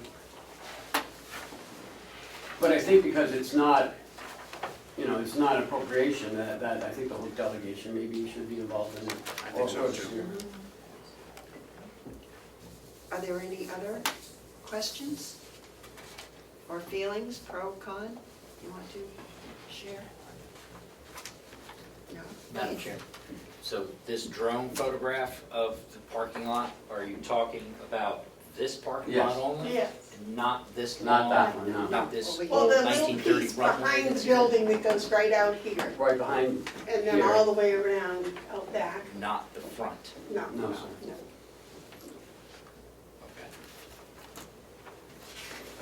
So everyone's clear? Yeah. Entertain a motion? So would the appropriate motion then be to authorize the executive committee to approve a transfer for the purposes of paving? Is that what the process would be? Representative Avellani? I think it should come before the full delegation, because we need to create a line for that to be deposited into, seeing as there is no existing line. The executive committee can only authorize transfers. Can't you put it into maintenance? It's not where we're gonna put it. That's where I would suggest the commissioners put it, would be into maintenance. well, we have a capital budget for the admin building, and it is a capital project, really. But it's not a capital project. Why? It's a repair. It's over 5,000, has a useful life of over 3 to 5 years. Your definition of a capital project is over its $5,000? Is that your definition of a capital I project? wish you could talk to me nicely, but. Yeah, let's. I'm asking let's- a question. Excuse me, let's Point of not go order. back and forth.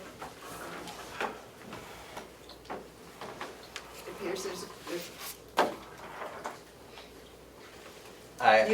you don't consider $5,000? We have many things in the budget that are over $5,000 and are not considered capital projects. Paper. Paper's an expendable, direct expendable. So, okay, so we could use maintenance if that was an issue, could we not? Is there maintenance in it? Yes. But for that amount of money, but I think it's, we just have to find it, would that work? Would you be comfortable with that? Question. Yes. What maintenance line would you put it under? 4170. 4170. Annex? No, it's admin. And it goes 4170. So a clarification question, that last year it was in the capital line, but that was okay, but this year it's not, so I'm wondering why it's. So it was in the capital line? Right, it last was, but now it's not, so I don't know why it's not okay this year. year? Yeah. I think to me, it would be a capital expense. It's a major expense and it has a light. So thank you, Madam Chair. So again, a process question or clarification. So I'm happy if the whole delegation wants to vote on this. However, I think, and I don't remember what happened to the bill that had to do with transfers in Carroll County, but I think, if I remember correctly, the law says that it has to be the executive committee that approves transfers. So even if the, no? Just a suggestion, could you just do a, yes, we're in favor, no, we're not in favor survey? I think that would be sufficient for the commissioners. Well, Yeah, well, we have to make a transfer. Yeah, Yes, yeah. Representative Avellani. A question of maintenance, Bob, Mr. Murray. Could it fall under care of grounds as well, seeing as we're taking care of a risk management problem with paving? Well, that's a question that I really can't answer. I mean, I don't care where the money comes from. You don't care where it goes as long as it's fixed. As long as it's. Yeah, Okay. exactly. Capital, maintenance, care of grounds, I don't care. It's a liability that Right. we are living with. It could be a serious liability. Just to follow up, Madam Chair, RSA 2413D says all interdepartmental transfers of appropriations, regardless of the amount, require executive committee approval. So we can do it as the executive committee then. More power to you. Thank you. So then, I think, are we comfortable with the places where we say we could permit it? Yes, Representative Woodcock. Just follow up to the same idea, or follow up to Representative Coleman's question. I had no background at all in paving, I was just looking at this picture. Is there any usefulness, Mr. Administrator, to have a price to do the front part as well? I mean, it's solely course in the back. we just did it. Is this accurate? Is this an accurate reflection of the Yeah, problem? that's actually very, very recent. You see what he's talking about? Yeah, the front parking lot out here, we've had that, that's not in anywhere near as bad shape as the back parking lot. And we spent some money to get that repaired, get the cracks filled. Okay, my bad. I think we can get a few more years out of it. Okay, thank you. Okay, so I think just to wrap up, why don't we understand that, and according to the law, it's up to us to do the line item transfer. Can we just take a quick vote of the sense of the delegation, that this is a project that you think is a good idea for us to approve? Because I just think that it would make everybody comfortable. Just a question, if you're asking for a sense of the delegation, you're asking for a sense of the delegation, Madam Chair, on the project or on where the money is going to be transferred from, because we don't know where it's going to be transferred from. You're talking about On the project. You're talking about $80,000 that you've designated for other parts of the budget. Do we have the amount that it's going to cost? No, No. No. Do you have bids? no, we didn't put out the bid. You haven't put out the Because bid? that's what happened last time, we put out the bids, and then when the bids came in, two of the commissioners voted not to do it, so. Probably going to be more now. Yes, Representative Avellani. Would paving the back reduce our property liability insurance by any chance? It would reduce claims, I don't know if it would reduce the overall amount, but it would definitely reduce the claim if somebody fell. Technically. Do we have any, sorry, Madam Chair. It's okay. Follow up? Yes, follow up. Do we have any ongoing claims from that parking lot right now? We had one, we had two this winter, Thank you. the workers' comp claim. Okay. Do you think we need a sense of the where it is, it's a significant amount, I think. I would think the feel commissioners comfortable. has asked us for it, and we really want to try to work with the commissioners, so I think if they ask us for something as simple as holding a straw vote, we gotta do it. Okay, so can we hold a straw vote? Let's hold a straw vote. I would be more comfortable seeing the amount of the money. So can I have can we take a straw vote? So, do we need motions for that? Yeah, if we make a motion, then it becomes record. Okay, so would you like to make a motion?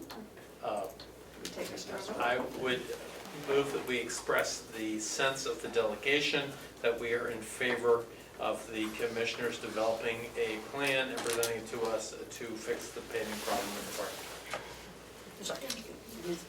The motion's Second. been made and seconded. So, do you want to do, shall I do a roll call vote? No. No? Okay, all those in favor? Just a question on the I motion. just want to know if someone wants to vote no. Just a question on the motion.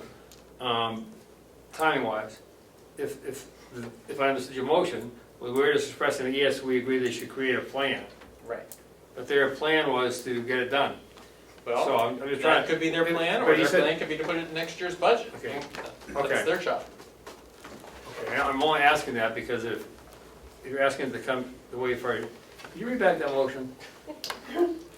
But you didn't take it back to the Motion. straw vote? Oh, she did. The motion expresses the sense of the delegation that we are in favor of the commissioners developing a plan and presenting it to the delegation. Presenting a plan to fix the parking lot and presenting it to the delegation. Yes. No, that's my question. With the motion, is asking them to come back to plan the delegation, the infrequency that we meet, and the paving time when the snow coming. That's my concern, that if we're waiting for it to come back to the delegation, the way that, It'll come as a line transfer to the executive committee. Right. So, that- and we can meet more Okay. frequently, but I think we're going to be starting to meet more frequently now because our committees are going to start working. Thank you. And we're going to be working on the budget. Sometimes we get surprised at what the frequency can become. Thank you, Yes. Madam Chair. May I ask if this, what do you call it? The person who made that motion would be willing to withdraw it and then submit the exact same motion, except instead of saying that, bringing it to the delegation, bringing it to the executive committee. Because the executive committee can I'll meet on much Prove that harder- as a change to my motion. Okay. I misstated it myself when I made it. All right. Okay, and the second, you would accept that? let's go to the executive committee. Of course. And just a follow-up question. Okay, follow-up question from Mr. Avellani, Representative Avellani. The paving window is going to be closing given the cold weather coming. Are you going to be able to get that done? We have the RFP, we have it approved.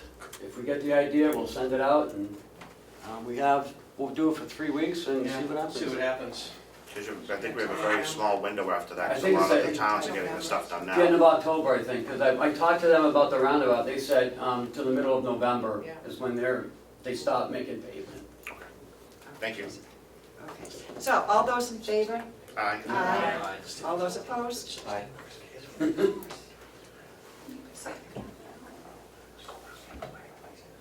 8-1, so the motion would pass on the Okay, thank you. Thank you. You're welcome. Is there anything else to come before? Yes, Representative Cordelli? Thank you. Just another item that I wanted to mention from our list that we discussed earlier. The fifth item was that a joint commissioner delegation committee be established to explore the advantages and disadvantages and cost implications of changing to a July through June fiscal year.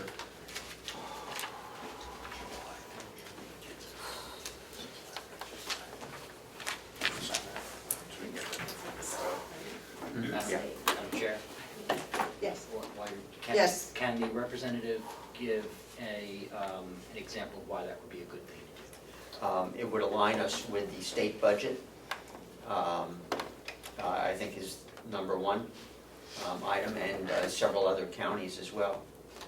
And how would that affect the audit? Would it- The audit timeframe starts with the close of the fiscal year, close of the books, which would have no impact on this.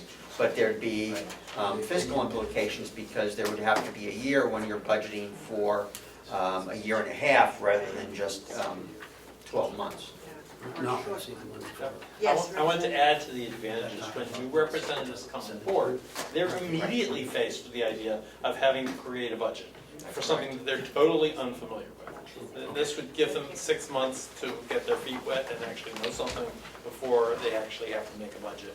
And I think that would be hugely advantageous in the case of a significant number from the delegation members. And also and that's a time of year that the weather is really bad and we're having multiple meetings coming out in bad weather, so that would be an issue. If I could mention, Yes. there is a process laid out in the RSAs for moving to the July through June fiscal year. Thank you, Madam Chair, and just to add to that, that process assures that there will be no additional burden on the taxpayers. Yes. May I ask how many counties have a fiscal year starting in June and July? I don't recall the number. Yes? I can tell you, it's 4. Rockingham just went to it. It was 3 before, now it's 4. Yes, Representative Woodcock. Could we ask the administrator the impact on the staff and his feeling on this? I don't know, I've never read through it, but I know there is some tax implications for the taxpayer. Other than that, I don't know. Once we get into some research, then, we'll see. And I'm not sure what the implication will be on my staff. I think one of the benefits would be that we'd have an auditor the auditors would not be as busy, because if most of the people end up at the end of the fiscal year, then those who specialize in auditing county budgets would be busier with December through. So it might be an advantage that way, I don't know. But the switch time, going over through the switch can be painful, I would think. Is Glenn's motion Yes. I didn't make a motion, it was just something that we had to? put on Yes. our list, Yeah, but I I wanted haven't to had- put it out on the table. Yeah, well, because this needs to go, we need to look at this and talk about it, and it wasn't on the agenda this time. Correct. We had a very long meeting, I was going to bring it up at the next meeting. But is this something that the delegation would like to discuss further, or? Because it's to make a joint commission delegation committee to be established to explore the advantages, disadvantages, and cost implications of changing to a July through June fiscal year. I just want to see what interest there is in moving forward with this meeting, so. Something you want to think about? Yes? Thank you, Madam Chair. I've long been in favor of doing this, so I'm enthusiastic in support of doing whatever it takes to figure out what the process would be and what the effects would be. And also, I believe that the chair can appoint any committee the chair desires, only if there are certain circumstances like investigations and performance audits and that kind of thing. There's other specific requirements, but for this, I believe you can just do that at will. Okay, I think I'm going to hold until the next meeting, because I would like to learn more about it. And honestly, right now, I'm hungry, and I'm sure a lot of you are. So I would like to put this on the agenda for the next meeting. So, can I have a Motion to adjourn? Thank you. Yes, thank you. A second to motion to adjourn.